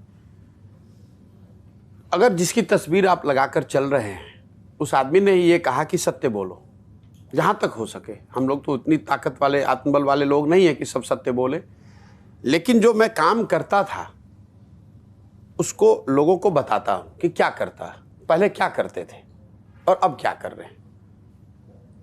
लोग बता रहे हैं कि ये तो बिजनेसमैन था, यार ये तो पैसा लेके काम करता था। भाई मैं मान लो कि पैसा लेके काम करता था, मैं चोरी नहीं करता था ना, किसी का डाका नहीं डाला ना, किसी के बच्चे का हक नहीं मारा ना। अपने बुद्धि से, अपनी ताकत से, अपनी मेहनत से अपने लिए, बिहार के लिए कुछ नाम ही कमाया होगा। कोई किसी ने ये नहीं कहा होगा कि ये लड़का आके बिहार का इसने नाम नीचे कर दिया जी। तो मैं ये कहता हूं कि ये छोड़कर इसलिए आया हूं, ये सब कुछ छोड़कर इसलिए आया हूं कि मुझे इस बात का अनुभव है, एहसास हुआ है कि नहीं, मुझे अपने लोगों की मदद पहले करनी चाहिए। मेरी अपनी ज़िंदगी तो बेहतर हो गई, लेकिन हमारे जो लोग हैं यहाँ बिहार में वो पीछे छूट गए या उनका कुछ नहीं हो पा रहा है। और मैंने बिहार में प्रयास किया भी जी कि नीतीश के जरिए हो जाए, वो नहीं हुआ तो मुझे खुद ही आना पड़ेगा। अगर पहले जो प्रयास किया सफलता नहीं मिली तो दो ही तरीका है, अगर आपको सफलता नहीं मिली मैं दिल्ली में बैठ जाऊं, या दूसरा है कि मैं अपने से उसमें घुस के प्रयास करूं। मेरा अपना नजरिया है कि मुझे प्रयास करना चाहिए, सफलता और असफलता को ध्यान में रखे बगैर प्रयास करना चाहिए। जी, आपने कहा मैं सब छोड़ के आ गया। प्रशांत किशोर कहा नहीं, जी, आ गया। आ गए। अब तो जब पदयात्रा शुरू हुई थी तो आपने एक सवाल किया था उस समय कि लोग ये कह रहे हैं कि प्रशांत किशोर कितने दिन टिकेगा, ये तो कल आंध्र प्रदेश में दिखेगा, परसों बंगाल चला जाएगा। आपने ये सवाल किया था, किसी के हवाले से किया हो। तो मैंने उस समय भी आपको कहा था कि मैं चलूँगा और सत्य को आँच नहीं है, लोग अपने आप देखेंगे। लोगों का सवाल जायज़ है कि भाई ये चलेगा कि नहीं। मैं जब चल रहा हूँ तो लोग मान रहे हैं, तो मैं छोड़ के आ गया नहीं, चल रहा हूँ 17 महीने से। और बिहार में राजनीति करने वाले जो भी लोग हैं पिछले 50-60 साल में, उन्होंने जितनी मेहनत की होगी मैं उससे कम मेहनत नहीं कर रहा हूँ। रात दिन यहाँ पर इसी राज्य में रहता हूँ, गांव में रहता हूँ, खेत में सोता हूँ और कोशिश कर रहा हूँ कि यहाँ के लोगों को समझाऊँ, उनसे सीखूँ और बिहार को बेहतर बनाने के लिए जो कुछ भी बन सके वो कर सकूँ। आईपैक एक कंपनी है, अभी उस कंपनी में आपका कोई स्टेक, कोई शेयर है? भैया ना पहले था, ना आज है, ना आगे होगा। मतलब आप मुझे जब पहली बार इंटरव्यू करने आए तब आपने ये सवाल पूछा पटना में, आप मेरे से कलकत्ता में बंगाल के चुनाव के दौरान पूछे तब भी मैंने यही बताया। आईपैक जो संस्था थी जो कि मैंने बनाई या मेरे साथियों के द्वारा बनाया गया, मैं उसमें जुड़ा रहा हूँ जी। उस संस्था में कभी भी जीवन में ना मैं कभी शेयर होल्डर रहा हूँ, ना कभी डायरेक्टर रहा हूँ, ना एम्प्लॉय रहा हूँ, ना एम्प्लॉयर रहा हूँ। वो संस्था मेरे मार्गदर्शन में या मेरे देखरेख में चली जरूर है, लेकिन 2 मई 2021 को मैंने जब ऑफिशियली फॉर्मली ये घोषणा कर दिया कि अब मैं आईपैक से नहीं जुड़ा हूँ, मैं इस काम को छोड़ रहा हूँ, तो आप कैमरे पे फिर दोहरा देता हूँ जी। 2 मई 2021 के बाद से मैं आज तक आईपैक के किसी ऑफिस में पैर भी मैंने नहीं रखा है। ना पटना में भी, पटना के भी ऑफिस में मैं आज तक 2021 के बाद गया ही नहीं हूँ। पर वॉलंटियर तो वहां से आ रहे हैं। हाँ, काफी लोग काम कर रहे हैं, वो ठीक है, वो प्रोफेशनल संस्था है, उसकी मुझे जरूरत होती है, मैं उसको इस्तेमाल करता हूँ। जैसे Prashant Kishor is one of the client of IPAC now. Yes, you can say that, no doubt about it. मैं उनको, जनसुराज उनको पैसा देती है, वो काम कर रहे हैं। और जनसुराज को पैसा कौन देता है? जनसुराज को पैसे वो लोग देते हैं जिनको 10 साल में, जिनको बनाने में हमने कंधा लगाया है। जैसे हमने जितने लोगों को मैंने बनाने में कंधा लगाया है। नाम ले दीजिए कुछ का। नहीं, नाम तो आप जिसका भी नाम ले लो। जिन लोगों को भी प्रशांत किशोर ने पिछले 10 साल में, और ये तो रोज ही सवाल लोग पूछते हैं कि अभी, और मैं खुद से भी बताता हूं कि अभियान में पैसा कहां से आता है। अभियान को चलाने के लिए पैसा उन जगहों से, उन लोगों से आता है जिनको बनाने में प्रशांत किशोर ने कंधा लगाया है। ममता बनर्जी, व्यक्तिगत बात नहीं है कि ममता बनर्जी ने दिया कि जगनमोहन, जिन, आप बात समझिए, सारे नाम जोड़, सबको जोड़ लीजिए, सब कुछ ना कुछ योगदान कर रहे होंगे। सारे लोग जिनको भी मैंने बनाने में कंधा लगाया है, हर वो व्यक्ति, हर वो दल जिनको मैंने बनाने में कंधा लगाया पिछले 4-5 सालों में, वो लोग या उनके जो समर्थक हैं वो मदद कर रहे हैं, तभी इतना बड़ा अभियान चल पा रहा है। इस अभियान में आपके भाषण के बाद जब जनता लौट रही थी, उनसे बातचीत हुई तो उन्होंने आपकी कई बातों से इत्तेफाक जताया, थोड़ा अचरज में भी थे। बोले वोट तो मांगा नहीं जी। अब 2024 में लोकसभा का चुनाव है, उसको लेके आप उनको ये तो कह रहे हो कि अपने बेटे की शक्ल देख के वोट दो, शिक्षा और रोजगार के मुद्दे पर वोट दो, और जन स्वराज अभी एक राजनीतिक दल बना नहीं है, तो बिहार के लोगों के पास विकल्प क्या है? देखिए, मतलब फिर वही बात है, जब आप गांधी की पिक्चर लगाते हैं, गांधी की बात करते हैं, उनकी किसी बात को समझने या आत्मसात करने का प्रयास नहीं करते हैं। जब गांधी आए अफ्रीका से लौटकर, तो उन्होंने कई वर्षों तक ये कहा ही नहीं कि अंग्रेजों के खिलाफ आंदोलन करो और उसको भगाओ। उन्होंने ये कहा स्वावलंबी बनो, जाति पाति को बंद करो, अपना कपड़ा खुद से बनाओ। कई फिर सत्याग्रह जब चंपारण का हुआ, उसमें उन्होंने प्रमाणित किया कि ये तरीका है, इस तरीके से आप अंग्रेजों को झुका सकते हो, उनसे लड़ सकते हो। फिर उसके 7 बरस के बाद नॉन कोऑपरेशन मूवमेंट हुआ, फिर उसके बाद सिविल डिसोबीडियंस हुआ। तो आप क्या कहेंगे कि गांधी आज़ादी नहीं चाहते थे? गांधी ने यह सिखाया कि जो चीज़ आपको चाहिए, सबसे पहले आपको अपने को तैयार करने की बात है। जो प्रयास हम लोग कर रहे हैं कि पहले बिहार का समाज तैयार तो हो इस बात के लिए। लोकसभा का चुनाव कौन जीतेगा, विधानसभा का चुनाव कौन जीतेगा, ये महत्वपूर्ण नहीं है। हम तो 2015 में चुनाव जीत गए थे ना बिहार में। बिहार को हम सुधार पाए? हमने तो 7 निश्चय बनवाया था, बिहार विकास मिशन बनाया था। आप तो उस समय आए थे इंटरव्यू लेने, हम तो जदयू में शामिल भी हो गए थे कि भैया बिहार सुधर जाएगा, नहीं सुधरा।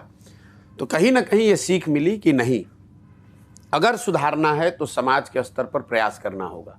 तो अभी जो प्रयास है वो पहले समाज को इस बात को तैयार करने के लिए है कि तुम्हारे में जो कमी है, जो गलती है, उसको पहले पहचानो। कब तक तैयार हो जाएगा? जब पदयात्रा पूरी हो जाए, उसके बाद लोगों को समझने में कितना समय लगेगा? नहीं, पदयात्रा का कोई टाइमलाइन नहीं है। मैंने शुरू में कहा था कि 1-1.5 साल में कर लेंगे। अभी 16 महीने हो गए, आप देख रहे हैं मैं आधा बिहार करके यहीं आपके सामने बेगूसराय में बैठा हुआ हूँ।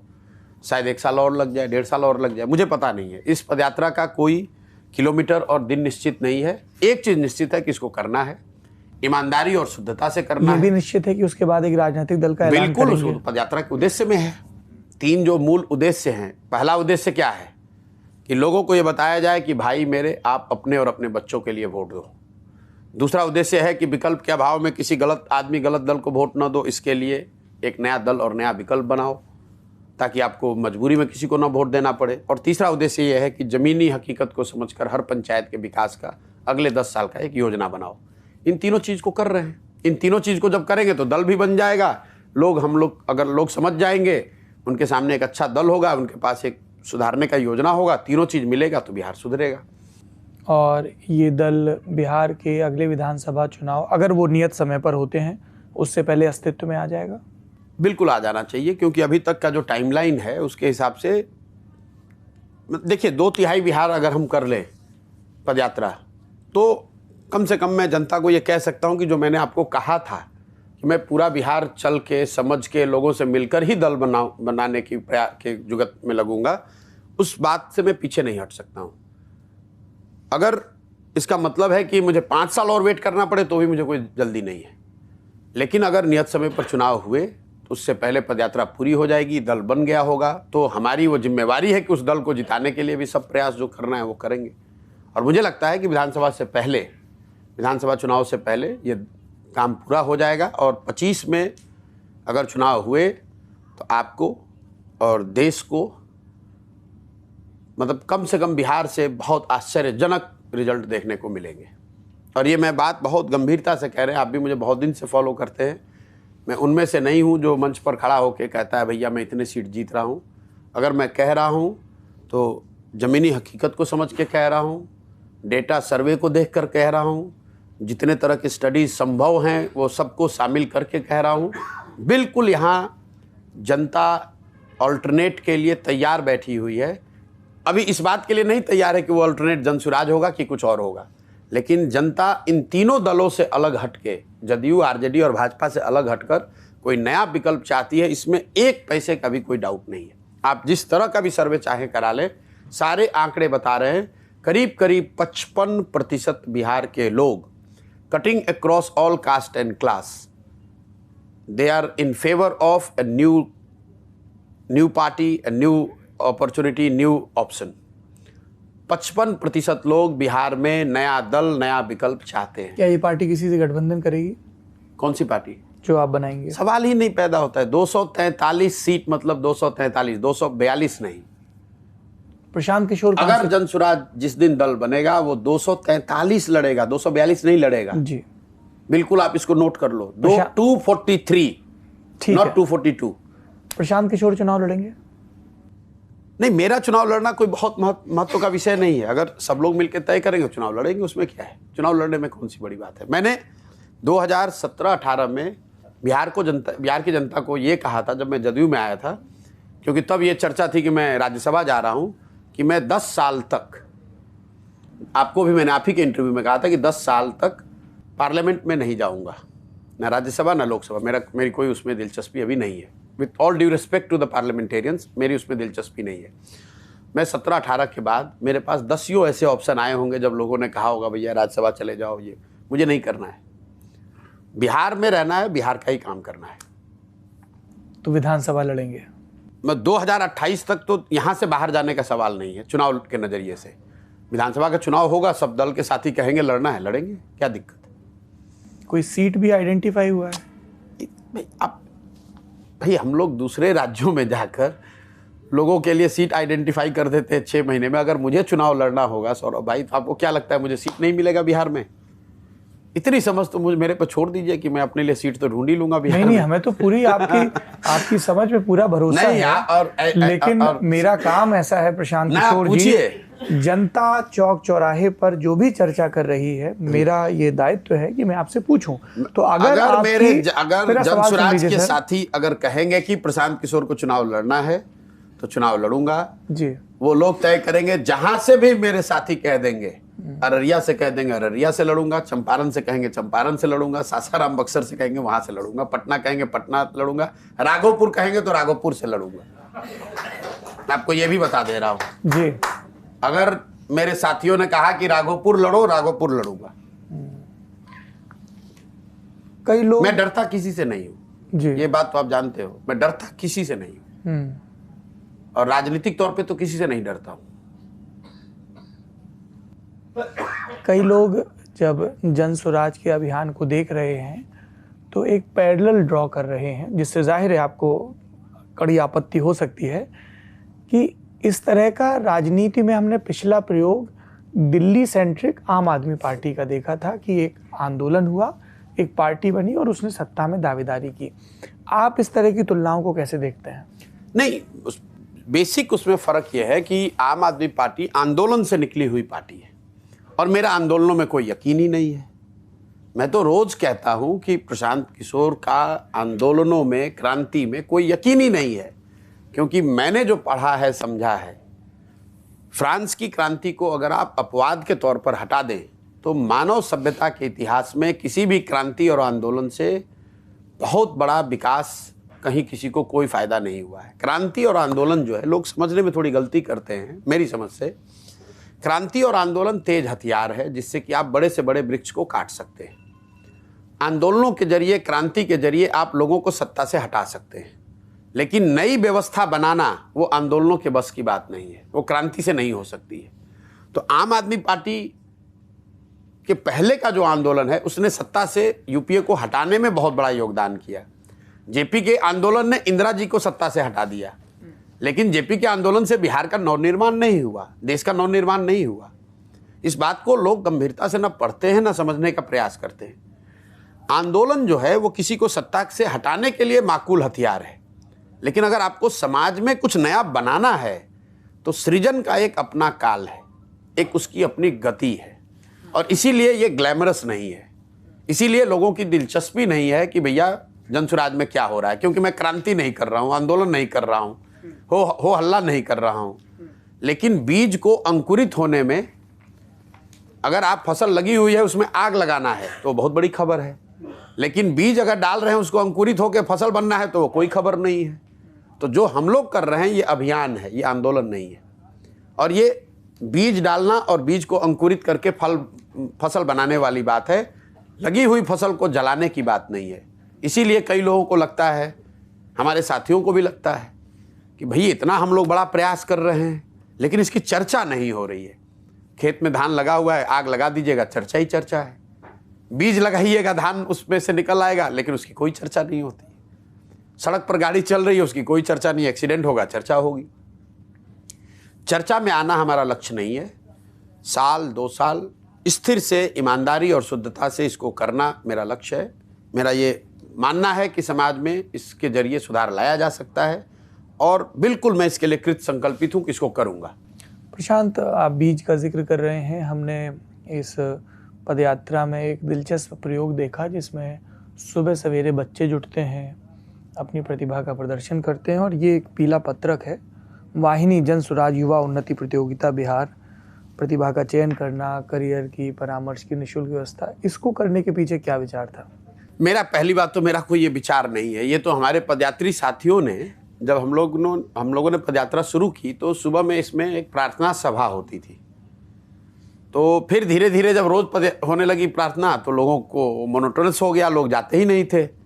तो फिर हम लोगों ने कहा कि भाई गांव में जहां हम लोग लगाते हैं कैंप, वहाँ से लोगों को बुलाया जाए, आर्टिस्ट्स को बुलाया जाए, वो परफॉर्म करें, कुछ अच्छा करें।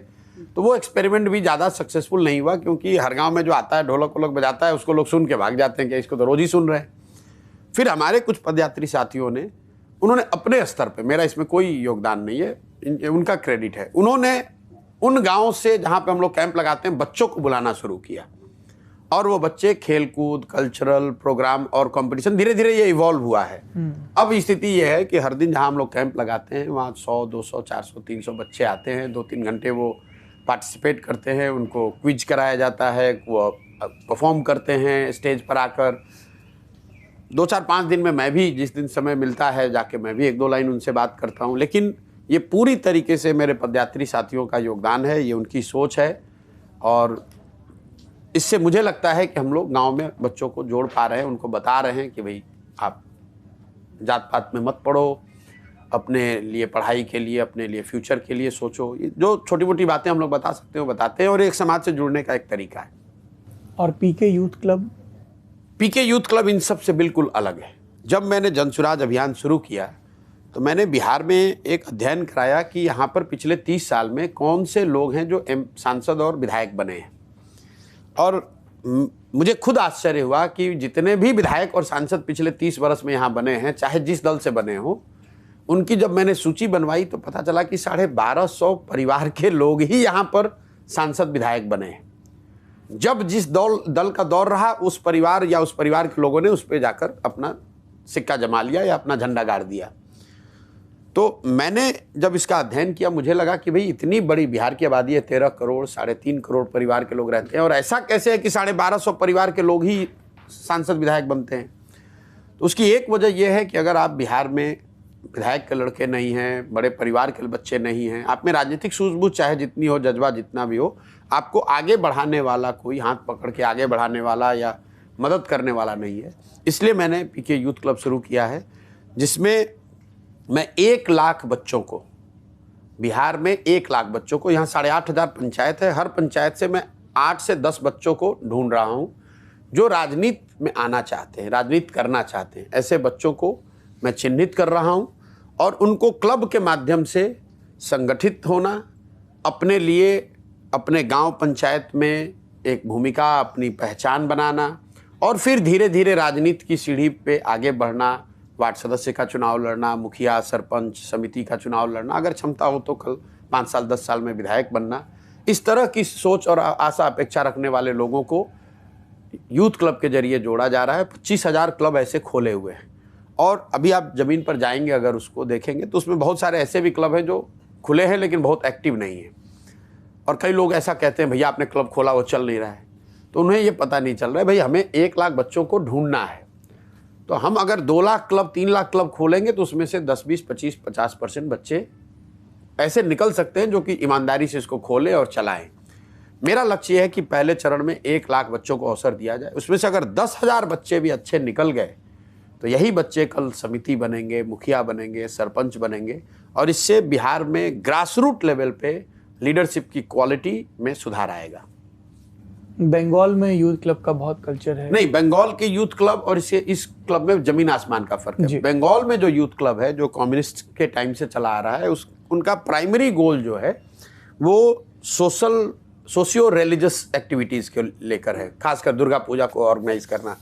यहाँ पर जो क्लब बनाए जा रहे हैं ये प्योर, जो लोग राजनीति एकदम प्योर, उसका मैंडेट यही है कि अगर आपको नेता बनना है, राजनीति करनी है, अपने गांव पंचायत में नेतृत्व करना है तो क्लब बनाइए। ये दुर्गा पूजा करने के लिए नहीं है, ये सोशियो रिलीजियस ऑर्गेनाइजेशन नहीं है, प्योर स्पोर्ट्स एक्टिविटी हम लोग कराते हैं। वो तो स्वाभाविक है, जब आप बच्चों को एकत्र कर रहे हैं क्लब में तो हम लोग कैरम बोर्ड देते हैं, उनको क्रिकेट किट देते हैं, कुछ आगे और भी उसके लिए बड़ी योजनाएं हैं जो अभी हम लोग लागू करेंगे। तो पीके यूथ क्लब और जो कर्पूरी ठाकुर या अंबेडकर या लड़कियों के नाम पे क्लब है, उसमें क्या फ़र्क है? कोई फ़र्क नहीं है। हुआ ये कि जब क्लब शुरू में बनाए गए तो एक मेरा सुझाव था मेरे साथियों को कि समाज के हर वर्ग से का रिप्रेजेंटेशन होना चाहिए। तो गाँव की जो बनावट है, जो दलित परिवार के बच्चे हैं वो टोले अलग हैं, ईयर मार्क्ड हैं। तो हो ये रहा था कि जब क्लब हम लोग गाँव में बना रहे थे तो दलित परिवार के बच्चे उन क्लबों में आ ही नहीं रहे थे। तो हम लोगों ने कहा कि भी ढूंढ कर, एक्स्ट्रा एफर्ट डालकर जो दलित टोले हैं वहाँ पर ये क्लब बनाइए। और फिर लोगों ने कहा कि उसको अगर आप बना रहे हैं तो अम्बेडकर बाबा साहब के नाम पर बनाया जाए, तो इसलिए बना हुआ है। फ़र्क उसमें कुछ नहीं है, उसके जो बेनिफिट्स हैं, उसमें जो क्राइटेरिया है, उसका जो लक्ष्य है वो सेम है। जब हम इस इंटरव्यू को लक्ष्य कर रहे थे तो आपके बायो पे नज़र गई नए सिरे से, विजडम ऑफ क्राउड की बहुत बात हो रही है। एक किताब है जेम्स सुरोविकी की, the wisdom of crowds why the many are smarter than the few and how collective wisdom shapes business, economy, societies and nations. इस किताब के बारे में बताइए। नहीं, मैं तो आपको पहले भी आपके इंटरव्यू में मैंने पढ़ना बताया था, it's one of my favourite books. मतलब बहुत चर्चित किताब नहीं है, लेकिन मेरी अपनी थिंकिंग में इसका बहुत बड़ा योगदान है, और मेरे ट्विटर के बायो में भी लिखा हुआ है विजडम ऑफ क्राउड जो है। मतलब ये मेरे मन में तो हमेशा बात रही है कि collectively decision making is a better option. इस किताब में जो फैक्ट बताए गए हैं, जो आंकड़े रखे गए हैं, जो तथ्य रखे गए हैं, उस बात को ट्रैंगुलेट करता है, उसको सपोर्ट करता है कि आप चाहे जितने भी स्मार्ट हैं, इंटेलिजेंट हैं, if you are put against the crowd और कोई आउटसाइड इन्फ्लुएंस ना हो, तो जो क्राउड है, जो ग्रुप है, they are always likely to come out with a better decision than any individual, no matter how smart that person is. तो मेरा उसमें बिलीफ एकदम बहुत, मेरा पक्का बिलीफ है उसमें कि हमेशा जो लोग ग्रुप में जो आप डिसीजन लेते हैं, और मुझे लगता है कि लोकतंत्र की बुनियाद में ये बात है कि सामूहिक तौर पर लिया गया निर्णय, चाहे वो अनपढ़ लोगों के द्वारा लिया गया हो, चाहे वो उतने समझदार लोगों के द्वारा न लिया गया हो, वो हमेशा किसी एक व्यक्ति के निर्णय से ज़्यादा बेहतर है। आपको लगता है कि किसी मौजूदा पॉलिटिकल एस्टेब्लिशमेंट में ये सामूहिक निर्णय की प्रक्रिया होती है? जैसे जो चुनाव है वो अपने आप में विजडम ऑफ क्राउड ही दिखाता है। चुनाव क्या है आप देखिए, इसका सबसे बड़ा प्रमाण तो यही है कि जो लोग सत्ता में होते हैं उनको यही लगता है कि भाई मैं हार नहीं सकता हूँ, मेरे पास सब जानकारी है, सारे एक्सपर्ट हमारे पास है, सारे विशेषज्ञ हमारे पास है, सारे आंकड़े हमारे पास है, सारे संसाधन हमारे पास है, और लोग तो सब बेवकूफ़ हैं, इनको मैनिपुलेट किया जा सकता है, इनको जातियों में बांटा जा सकता है, इनको धार्मिक उन्माद के हिसाब से मैनिपुलेट किया जा सकता है, इनको पैसे दिए जा सकते हैं। इसके बावजूद सत्ता में लोग क्यों हारते हैं? क्योंकि इन सारे आउटसाइड फोर्सेस के बावजूद When people decide in group, सामूहिक तौर पर जब वो निर्णय लेते हैं तो सही गलत का निर्णय कर पाते हैं। आपको लगता है कि उत्तर भारत में इस समय एक बड़ी सामूहिक चेतना है जो राम जन्मभूमि पर मंदिर निर्माण के और मंदिर की प्राण प्रतिष्ठा के पक्ष में है?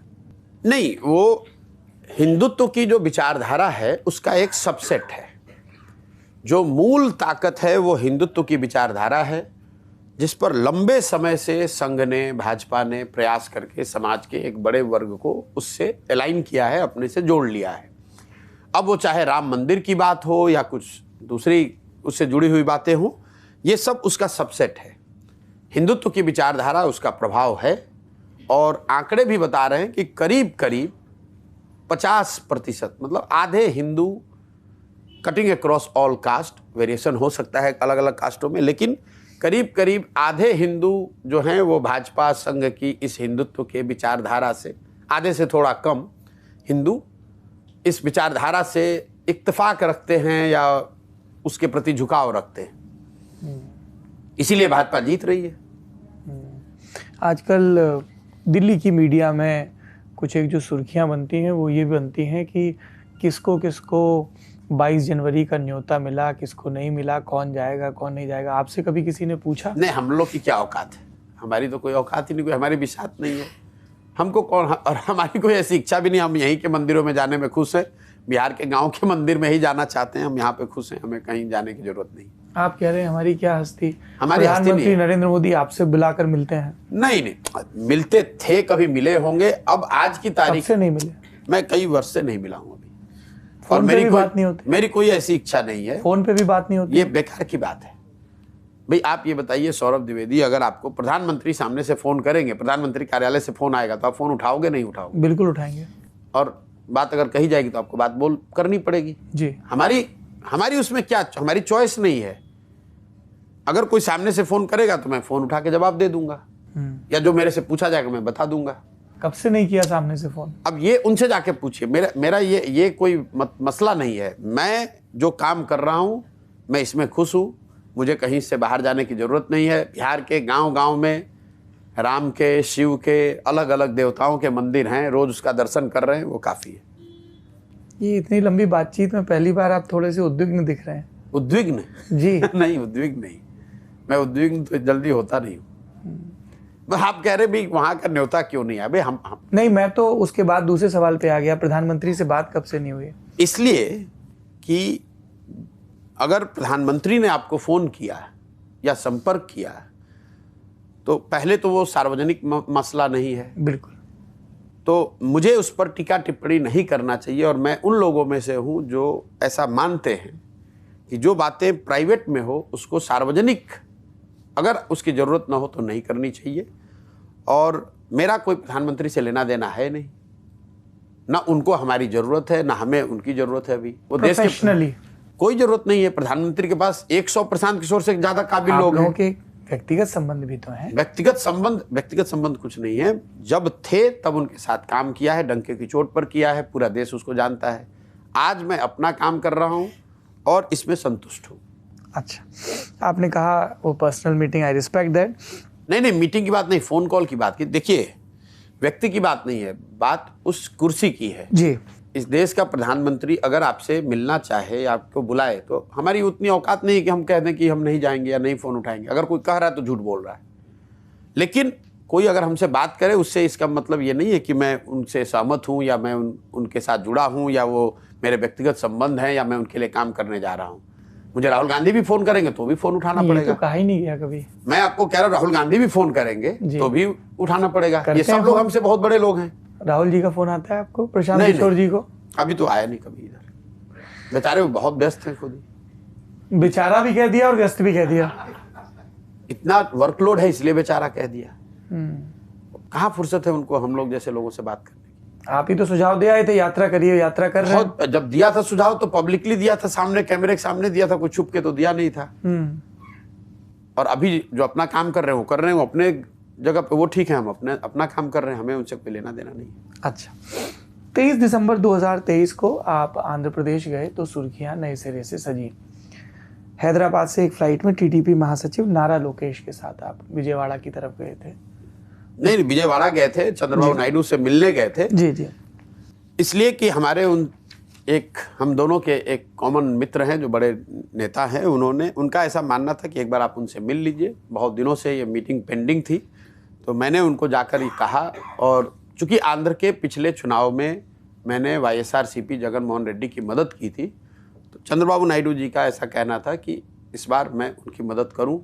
मैंने जाकर मिलकर ये बात स्पष्ट कर दी कि मैंने वो काम छोड़ दिया है, मैं वो काम कर नहीं सकता हूं और मेरी आंध्र के चुनाव में कोई भूमिका नहीं है, ना उनके पक्ष में ना किसी के विपक्ष में। और ये बात मुझे एक हम लोग के जो कॉमन मित्र हैं उन्होंने कहा कि आप मिलकर अगर ये बात बता दीजिए। मैंने कहा मुझे कोई दिक्कत नहीं, मैं जाके मिलकर उनको बता दिया मैंने ये बात। 3 घंटे उनके साथ बैठे, चर्चा की, जो थोड़ी बहुत बात सोशल पॉलिटिकल कॉन्टेक्स्ट में हो सकती थी वो बताया। और उसके बाद यहाँ चले आए। कई लोगों ने ये लिखा कि प्रशांत किशोर ने देखिए पत्रकारों की हालत, प्रशांत किशोर वापस लौटे कंसल्टेंसी में, पदयात्रा रुकी, चंद्रबाबू नायडू से मिले, ऐसे ऐसे खबर छापते हैं। मैं यहाँ पे अगले दिन से मैं यहाँ पद यात्रा कर रहा हूँ, लेकिन पत्रकारों को तो अपना कुछ हेडलाइन बनाना है, और कोई मैं छुप के गया नहीं हूँ, कैमरे पर गया हूँ, सबके सामने गया हूँ, उनके लड़के के साथ गया, उनसे मिला, वापस आकर अपना काम कर रहा हूँ। और ये बात मैं आपको लार्जर कॉन्टेक्स्ट में भी कह रहा हूँ, मैं पद यात्रा कर रहा हूँ या पीछे का मैंने काम छोड़ दिया, इसका मतलब ये थोड़ी है कि मैं देश में किसी नेता से मिलूंगा नहीं। मिलना अलग बात है, और मैं जीवन में जो कुछ करना चाहता हूँ मैं आपसे पूछता हूँ, प्रधानमंत्री से या राहुल गांधी से मिले तो आप नाराज होते हैं? नहीं, वो नहीं मिले, क्योंकि नहीं मिले हैं। फोन पे ही बात अगर मिले, अगर जिनसे मिले वो पब्लिक के सामने मिले हैं। नहीं, सारी मीटिंग तो प्रशांत आप पब्लिक के सामने नहीं लाते होंगे। सामने करते हैं। नीतीश कुमार से टेलिंग मी कि whosoever politician you meet you make it public? बिल्कुल। पदयात्रा शुरू होने के बाद जिन लोगों से भी मैं मिला हूं, या तो उनको मैं व्यक्तिगत तौर पे पहले से जानता हूं। मान लीजिए अगर M.K. स्टालिन से मिले या दीदी से मिले, तो उनसे तो पहले से मिलते रहे, गए, कभी मिल लिए। नए किसी व्यक्ति से अगर मिले हैं तो आपके सामने CBN अगर चंद्रबाबू नायडू से मिले, पब्लिक के सामने मिले हैं, छुपने की जरूरत नहीं है। छुपाने की क्या बात है इसमें? इसमें कोई छुपाने की बात नहीं है। जब राहुल गांधी से मिल रहे थे तो 10 जनपद पर पूरे देश के सामने मिल रहे थे, छुप के थोड़ी ना मिल रहे थे। मैं कोई गलत काम थोड़ी ना कर रहा हूं कि मैं स्वतंत्र हूं जिससे मिलना चाहूं, जिससे भी मैं मिलना चाहूं मैं स्वतंत्र हूं मिलने के लिए, लेकिन उतना ही स्वतंत्र हूं अपना निर्णय लेने के लिए भी कि मिलने के बाद मुझे करना क्या है, और उतना ही स्वतंत्र है बताने के लिए भी कि किससे मिले किससे नहीं मिले। स्वतंत्र उसके लिए भी है, लेकिन मेरा अपना स्वभाव। नीतीश कुमार से भी जब मैं मिला तो पब्लिकली मिला। नीतीश कुमार से भी बिहार में मिले तो पब्लिकली मिले, उनके ऑफिस में जाकर मिले। ऑफिस में जाकर मिले, अगले दिन ट्वीट करके भी कहा कि आपके ऑफर को नहीं मान सकता हूं। क्या ऑफर था? आ जाइए, फिर से जुड़ जाइए, साथ में काम कीजिए। मैंने उस समय मना कर दिया, मेरे से नहीं हो सकता है। बड़ा 2 दिन हंगामा हुआ, कह रहे भाई प्रशांत किशोर फिर चले गए, फिर नीतीश कुमार से मिल लिए, लगता है वापस जाएंगे। कई लोगों ने गालियां भी लिख के भेजी, कह रहे भाई तुम फिर नीतीश कुमार से मिल रहे हो। भाई मैं अपने मुझ पर विश्वास करने वाले लोगों को ये बताना चाहता हूं कि आप ऐसे व्यक्ति पर भरोसा नहीं कर रहे हैं कि मैं किसी से मिल लूंगा तो वो मुझे हिला देगा या डिगा देगा। मेरे में इतनी समझ, इतना आत्मबल भगवान ने दिया है कि मैं उनसे मिलूंगा, फिर भी अपनी बात पर कायम रहूंगा। आपकी एक बात की खूब चर्चा हुई राजनीतिक गलियारों में। आपने बिजनेस टुडे से बात करते हुए कहा कि वैचारिक रूप से किसी अन्य पार्टी की तुलना में कांग्रेस जिस विचारधारा को रिप्रेजेंट करने का दावा करती है, मैं उसके करीब अपने आप को पाता हूँ। जब आपने कांग्रेस कहा तो आपका तात्पर्य आज़ादी की लड़ाई लड़ने वाली कांग्रेस से था या मल्लिकार्जुन खड़गे के नेतृत्व वाली कांग्रेस? मैं हमेशा से कह रहा हूँ, पूरी जन सुराज की जो सोच है ये प्रेरित है आज़ादी से पहले महात्मा गांधी की कांग्रेस से, तो विचारधारा के आधार पर उसी के करीब होगी। मैंने ये कहा कि ideologically I am closer to what Congress claims to loosely represents as of today. विचारधारा, और इसको कहने में फिर से कोई दिक्कत नहीं, फिर से दोहरा देता हूँ। विचारधारा के आधार पर अगर आज देश में 2 विचारधारा है, एक भाजपा की और एक कांग्रेस की, मोटे तौर पर और भी विचारधाराएं हैं, अगर इन 2 धाराओं में देखेंगे तो निश्चित तौर पर मैं कांग्रेस के विचारधारा के करीब अपने आप को पाऊंगा, क्योंकि मैं गांधी में यकीन करने वाला आदमी हूँ। इसमें कोई बहुत बड़ी मतलब दिमाग वाली बात, ऐसे नई कोई सनसनीखेज बात है नहीं। लेकिन लोग जबरदस्ती बता रहे अच्छा ये कांग्रेस में अब जाने वाले हैं, कांग्रेस से गठबंधन। भाई कांग्रेस, ये लोगों की व्याख्याओं से आप इतने नाराज क्यों हो जाते हैं? अगर लोग आपने कुछ कहा, उनको नहीं समझ में आया तो उन्होंने व्याख्या की, तो आप इतना खींच क्यों उठते हैं कि ऐसे कैसे सोच लिया? अगर नहीं समझ में आए तब तो ठीक है, उसको समझाया जा सकता है। लेकिन लग रहा है ये जानबूझ के बदमाशी की जाती है। समझ रखने वाले जब ना समझ बनकर जो गलत बात बोलते हैं उससे खींच होती है। जो मैंने आपको कहा कि आप मेरे पास पूछने आए हैं कि देश की राजनीति में क्या होगा, और साथ में ये भी बता रहे हैं कि प्रशांत किशोर तुम्हें तो कुछ आता नहीं है, तो भाई दोनों बात कैसे होगी? ये स्तंभकार चोट दे के गए हैं आपको। ना, मुझे क्या चोट देंगे जी? मैं आपको इतना कमजोर थोड़ी दिखता हूँ, मैं बहुत मोटी चमड़ी का आदमी हूँ। अच्छा, एक बार जो मन में बना लिया वो हिलता नहीं उससे। आपने चूंकि चर्चा की है तो मैं बता रहा हूं, मैं तो जब भाई तुम पहले अपना दिमाग क्लियर कर लो। तुम पहले दिमाग क्लियर कर लो। एक और ये कह रहे हो कि प्रशांत किशोर नेताओं से मिल रहा है, फिर से कैंपेन कर रहा है। दूसरी ओर आप ही लिख रहे हो कि ये आदमी तो खत्म हो गया, पदयात्रा कर रहा है, इसका कुछ नहीं होगा, ये आदमी खत्म हो गया। तुम पहले तय कर लो भाई मैं जिंदा हूं या मर गया प्रोफेशनली। जो लोग इस तरीके से आपका राजनीतिक मर्सिया लिख रहे हैं वो उस डिजिटल ट्रैक्शन को नहीं देखते हैं जो आपके बयानों पर या आपके इंटरव्यूज पर आता है। भाई उनको सब पता है, लेकिन मैंने आपको कहा ना कि सोता हुआ आदमी उसको जगाने की बात हो सकती है, जो जगते हुए सोते का नाटक कर रहा है उसको आप क्या कहेंगे? डिजिटल इसका क्या ट्रैक्शन है, नहीं है? जितने टिप्पणी करने वाले लोग हैं, थोड़ी बहुत समझ हम भी रखते हैं कि इसका ट्रैक्शन कैसे बनाया जाएगा। मैं अभी जो काम कर रहा हूँ इसमें संतुष्ट हूँ, जितना इसको विजिबिलिटी ट्रैक्शन मिलना चाहिए उससे संतुष्ट हूँ, और 15 महीने पहले के मुकाबले ज़्यादा दृढ़ संकल्पित हूँ कि इस काम को किया जा सकता है और इसको करना है। That's it. उसके बाद जिसको जो लिखना है लिखा। भाई स्तंभकार तो इसलिए भी कई लोग लिखते हैं कि मैं घबराहट में ये कहूँ कि अच्छा भाई ये नहीं, चलिए हम आप ही के सुझाव पर चल के फलाने का मदद कर देते हैं। भाई जो अगर लेफ्ट की मीडिया है वो कहते हैं प्रशांत किशोर ये सब क्या कर रहा है, ये करने से क्या होगा, इससे बढ़िया तो इंडिया का मदद कर देता। ये लेफ्ट की मीडिया लिख रही है, इसी नजरिए से मैं इतना तो समझ रहा हूँ कि वो क्यों लिख रहे हैं जी कि भाई आप आकर इंडिया की मदद कर दीजिए। जो राइट की मीडिया है तो इंडिया ब्लॉक से ज्यादा चिंता उनको है कि इंडिया ब्लॉक की कौन मदद करे। स्तंभकार है। हाँ। अब अपनी और राज्यसभा के दावेदार भी हैं। अब ये तो नहीं कह सकता हूँ, लेकिन अपनी दुकानदारी चलती रहनी चाहिए जी। तो उनको चिंता प्रशांत किशोर के काम से नहीं है, उनको चिंता ये है कि उनकी समझ से जो प्रशांत किशोर को करना चाहिए वो ये है कि हम इंडिया के गठबंधन के साथियों के साथ अपनी ताकत लगाएं, उनको मदद करें, भाजपा को हराने में लगे। नहीं कर रहे हैं तो प्रशांत किशोर भाजपा का एजेंट है, अच्छा, या कुछ नहीं कर रहा है। जो राइट की मीडिया है प्रो बीजेपी, वो क्या उनको कहती है? दिख रहा है कि भैया बिहार में तो कहानी लग गई। अगर ये आदमी इसने जनसुराज खड़ा कर दिया तो जो लालू नीतीश का एंटी वोट हमको मुफ्त में मिलने वाला था उसका एक और दावेदार खड़ा हो जाएगा। तो ये अपने चिल्ला रहे हैं कि भैया ये तो गांव में घूमने से क्या होगा, इसका तो कुछ नहीं हो सकता है। तो दोनों की अपने अपनी स्वार्थ हैं, अपनी अपनी सोच है, इसलिए वो लिखते हैं इससे बात। ऐसी एक लिखा मैंने पढ़ा प्रशांत किशोर जी, दैनिक भास्कर अखबार में, सारण से निर्दलीय एमएलसी हैं सच्चिदानंद राय, जनसुराज से जुड़े हैं जी। उन्होंने कहा कि हम 20 लोकसभा सीटों पर चुनाव लड़ेंगे। अब सच्चिदानंद राय जी का ये टिप्पणी है, मैंने जैसा आपको कहा ये स्वायत्तता है, लोग आपस में चर्चा कर रहे हैं कि हमें कितने लोकसभा चुनाव पर लड़ना चाहिए या नहीं लड़ना चाहिए। सच्चिदानंद राय जी उन लोगों में हैं जिनकी सोच है कि जनसुराज को लोकसभा के 15-20 सीटों पर चुनाव लड़ना चाहिए। प्रशांत किशोर की क्या सोच है? मेरी सोच ये है कि जो सारे जहाँ पर भी पदयात्रा हो गई उन सबके साथ हम लोग जनवरी के अंत में या फरवरी में बैठेंगे और सारे साथियों का जो निर्णय होगा उसको मान्य किया जाएगा। मैं हर दिन हर ब्लॉक में भी कहता हूँ कि अगर आप में से कोई आदमी चुनाव लड़ना चाहता है, कोई जिले की यूनिट चुनाव लड़ना चाहती है तो चुनाव लड़ने के लिए स्वतंत्र है, लेकिन वो चुनाव उसको निर्दलीय के तौर पर लड़ना पड़ेगा। अगर हम लोग सब सहमत होकर चुनाव लड़ेंगे तो आप ये भी मानकर चलिए कि प्रशांत किशोर पूरी ताकत भी हम उसके पीछे लगाएंगे।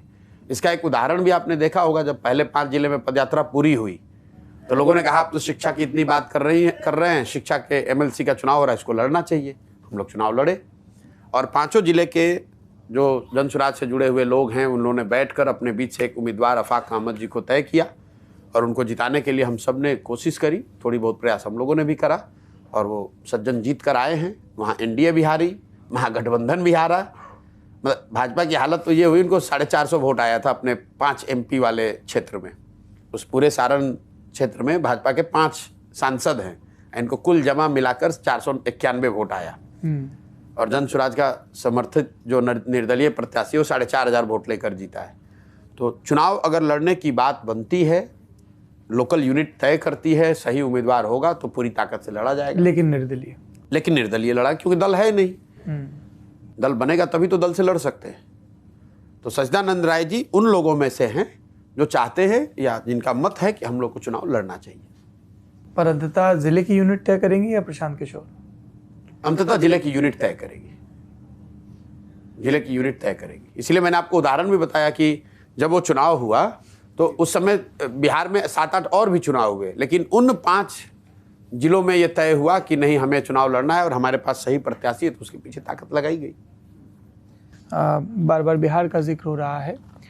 जब भी हम लोग बिहार से जुड़ी सुर्खियां देखते हैं तब जातिगत जनगणना को नीतीश कुमार और तेजस्वी यादव की सरकार ने एक बड़ा मुद्दा बनाया।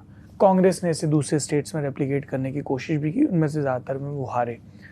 प्रशांत किशोर का इस विषय पर क्या सोचना है? इस पे पहले दिन से, चूंकि बिहार में अगर आप राजनीति करेंगे तो इन विषयों पर तो रोज टीका टिप्पणी मांगते हैं। बिल्कुल। मैंने शुरू से कहा है कि पहली बात कि ये कोई जातिगत जनगणना बिहार में हुई नहीं है। बिहार में जातियों का सर्वे हुआ है। जनगणना केंद्र सरकार का विषय है, उसको वैधानिक बैकिंग है। सर्वे राज्य सरकार ने कराया है, इसका कोई वैधानिक आधार नहीं है। दूसरी बात, कोई भी सर्वे जनगणना अगर आप करते हैं, उससे जो जानकारी अगर आपको मिल रही है, उन जानकारियों के मिलने मात्र से उस समाज का भला होने वाला नहीं है। उन जानकारियों पर आपको काम भी करना होगा। बिहार में जो जातिगत सर्वे हुआ, अच्छी बात है, हुआ है, बढ़िया है, सारी जानकारी आ गई। लेकिन उस जानकारी में सबसे बड़ी बात निकल कर क्या आई कि पिछले 30-35 सालों में जिन जातियों के नाम पर लालू नीतीश पिछले 30 साल से यहाँ बिहार में राज कर रहे हैं, उनकी स्थिति कमोवेश वही बनी हुई है जो आज से 30 वर्ष पहले है। और उनकी बड़ी हकमारी हुई है, सामाजिक, आर्थिक और हर नजरिए से। तो बड़ा सवाल ये नहीं है कि उनकी हकमारी हुई है, क्योंकि वो तो पहले से भी पता था, उसको वैलिडेट कर दिया सर्वे ने। बड़ा बात यह है कि इस हकमारी को किया किसने है। ये हकमारी किया है दो लोगों ने, वो है लालू जी और नीतीश जी, क्योंकि सत्ता में ये बैठे हुए हैं पिछले 30 साल से। तो ये तो ऐसा हुआ, इनको पता नहीं कौन सुझाव देता है कि कीचड़ जो नीचे रखा हुआ है उसको उठाकर आपने अपने मुंह में लगा दिया। इसको आप लोग भारी मास्टर स्ट्रोक बता रहे थे, कई लोग बता रहे हैं। इनको कोई समझ नहीं है। इन जातियों ने ये देख लिया, इन जाति समूह के लोगों ने, कि भाई ये 30 वर्ष से हमारे नाम पर राजनीति करके हमसे वोट लेकर वहां गद्दी पर बैठे हुए हैं। इनकी संख्या है कम, इनको सब लाभ मिला है। पूरे जदयू और आरजेडी में कितने अति पिछड़ा और दलित समाज के लोगों को इन लोगों ने विधायक मंत्री बनाया है, बता दें जरा। ये आज बिहार सरकार का बजट है पिछले वित्तीय वर्ष का 2,46,000 करोड़, और पूरे बजट का 60% बजट सिर्फ से जुड़े हुए जो विभाग हैं वो सिर्फ 2 लोगों के पास है, वो है नीतीश कुमार जी और तेजस्वी यादव। तो मेरे भाई, अगर हकमारी हो रही है तो ये तो तुम ही कर रहे हो। आपको किसने रोका है कि अति पिछड़ा समाज, मुस्लिम समाज, दलित समाज के लोगों को पथ निर्माण मंत्री बना दो, उप मुख्यमंत्री बना दो, स्वास्थ्य मंत्री बना दो, शिक्षा मंत्री बना दो, ग्रामीण विकास मंत्री बना दो? ये सारे मंत्रालय तो तुमने खुद रखे हुए हैं। नीतीश कुमार को किसने रोका है, भैया होम मिनिस्टर किसी मुस्लिम को बना दो, किसी दलित को बना दो, किसी अति पिछड़े को बना दो। तो वोट ले रहे हो उनसे, राजनीति कर रहे हो उनके नाम पर, दे रहे हो कुछ नहीं। तो समाज में जातिगत सर्वे का और इसको पॉलिटिसाइज करने का उल्टा इनको तमाचा इस बार पड़ेगा। और आपको मैं लिख कर दे देता हूं, इसका बड़ा भारी नुकसान इनको होगा। जैसे कांग्रेस को हुआ वैसे इनको भी होगा। बिहार में इन दोनों को होगा जी। कई लोगों को लग रहा था ये मंडल 2 है, मंडल 4 है। भैया आप देखिए, इसको बात को समझिए। पहले आप, मंडल कमीशन आने के बाद इन लोगों को क्यों फायदा हुआ? फायदा इसलिए हुआ कि उस समय ये लोग सफलतापूर्वक और सही तरीके से ये कहने में कामयाब रहे कि जो अगड़ी जातियों का शासन है उसकी वजह से सारा समाज पीछे छूट गया है। नतीजा क्या हुआ? उन तीनों जातियों को, 3-4 जो अगड़ी जाति मानी जाती हैं, अगड़ा पिछड़ा तो कोई होता नहीं है मेरी नज़र में, लेकिन जिसको सामाजिक तौर पर अगड़ी जातियां कहते हैं, उनको जनता ने बिल्कुल बेदखल कर दिया, सजा उनको मिली। आज उन अगड़ी जातियों के जगह पर कौन है? ये भाई साहब लोग हैं। तो अगर जनता फिर से वही हिसाब करे जो मंडल के समय किया तो इसका सबसे बड़ा नुकसान किसको होगा? तो लॉजिकल बात है, तो सबसे पहले तो लालू नीतीश पर ही गाज गिरेगा, क्योंकि सत्ता इनके पास है पिछले 30 साल से।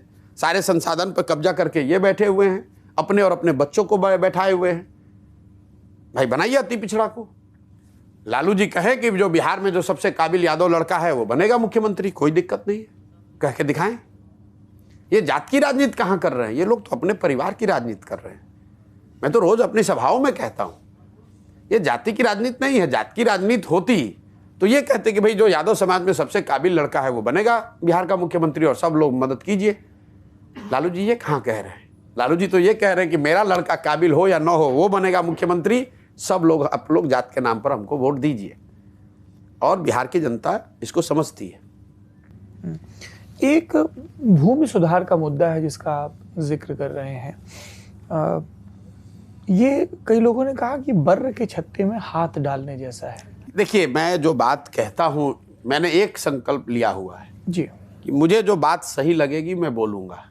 उसका वोट पर असर क्या होगा कि शराबबंदी खिलाफ बोलिएगा तो महिला खिलाफ हो जाएगी, भूमि सुधार के बारे में बोलिएगा तो फॉरवर्ड वर्ग खिलाफ हो जाएगा, जातिगत सर्वे पर बोलिएगा तो बैकवर्ड नाराज हो जाएगा। इन किस तरह के चीज़ों की भूमि सुधार चिंता को आप किए propose बगैर कर मैं रहे हैं? आपको बता रहा हूँ, जी, मैं ये बात कह रहा हूँ कि बिहार में किसानों की बदहाली का या लोगों की जनरल बदहाली का एक बड़ा कारण यह है कि बड़े राज्यों में, देश के बड़े राज्यों में बिहार शायद एकमात्र ऐसा राज्य है जहां भूमि सुधार के दिशा में कोई प्रयास, सार्थक प्रयास नहीं किया गया। जी, नतीजा इसका क्या हुआ? बिहार में आज करीब 1/3 जमीन, कृषि योग्य 1/3 जमीन के मालिकाना हक को लेकर डिस्प्यूट हो गया। आप चाहे अगड़े वर्ग के हैं या पिछड़े वर्ग के, आपके दादा परदादा के नाम पर ही जमीन का रसीद कट रहा है। ना आप उसको मोनेटाइज कर सकते हैं, ना उसका कोई प्रोडक्टिव यूज कर सकते हैं। उन जमीन को सक्सेसिव गवर्नमेंट्स ने, एक ही जमीन को अलग अलग लोगों को पट्टा जारी कर दिया। लोग लाखों एकड़ का जमीन अलग अलग पट्टा लेकर घूम रहे हैं, ना उनका कभी मालिकाना हक मिला, ना उस पर वो कुछ कर पा रहे हैं, और जिसकी जमीन थी वो भी उसका कुछ नहीं कर पा रहा है। उससे एज ए सोसाइटी हम लोग की ओवरऑल प्रोडक्टिविटी जो है, एग्रीकल्चर प्रोडक्टिविटी, लैंड प्रोडक्टिविटी नीचे गई है, और 1/3 जमीन का मालिकाना हक डिस्प्यूटेड हो गया। तो इसकी वजह से जब तक बिहार में आप भूमि सुधार लागू नहीं करेंगे, भूमिहीनों के लिए कोई रास्ता नहीं निकालेंगे, तो बात बनेगी कैसे? पूरे बिहार में इतनी बड़ी संख्या में भूमिहीन लोग हैं, उस दिशा में आप, कोई ये नहीं पूछ रहा है कि विनोबा भावे का भूदान आंदोलन बिहार से शुरू हुआ। जो लाखों एकड़ जमीन उस समय के सो कॉल्ड बड़े और जमींदारों ने स्वेच्छा से या विनोबा जी के प्रेरणा से अगर इन्होंने दान किया, वो जमीन कहाँ गई? वो जमीन किसको मिली? जिनको मिली उनको लाभ मिला कि नहीं? भूमि सुधार इन सारी बातों को शामिल करता है। बिहार में स्थिति यह है कि पूरा जो राजस्व विभाग है, ये सर्किल अफसर जो अंचलाधिकारी है, उसके नीचे 2-3 कर्मचारी और उसके नीचे 3-4 दलाल, जिसको बिहार में अटर्नी कहते हैं, उन्हीं के हाथ में पूरी व्यवस्था है। बिल्कुल एडहॉक बेसिस पर, किसी को पता ही नहीं है कि जमीन किसके नाम पर है, रसीद किसी दूसरे के नाम पर कट रहा है। दलाल को अगर आप पैसा नहीं दीजिएगा, आपका रजिस्टर 2 से नाम हटा के किसी दूसरे का डाल देगा। लोग दिखाते हैं मुझे गांव-गांव में उसका रजिस्टर 2 में नाम है, उस पर इंक गिरा दिया, आपका डिस्प्यूट हो गया। जब तक इस कई राज्यों ने, कर्नाटक वगैरह ने आज से 30 साल पहले अपने जमीन को डिजिटाइज कर दिया, सारे लैंड रिकॉर्ड्स डिजिटाइज कर दिए गए। बिहार में कोई प्रयास नहीं किया गया है उसके लिए। और जब आपकी 60-70% आबादी कृषि पर आधारित है और कृषि सबसे ज़्यादा उसमें ज़रूरी है जमीन, और जमीन ही डिस्प्यूटेड हो गई, तो हमारा किसान तो मरेगा ही मरेगा। तो ये वर्ग का डर दिखाकर कि भूमि सुधार लागू करेंगे तो फॉरवर्ड नाराज हो जाएगा। क्यों नाराज हो जाएगा?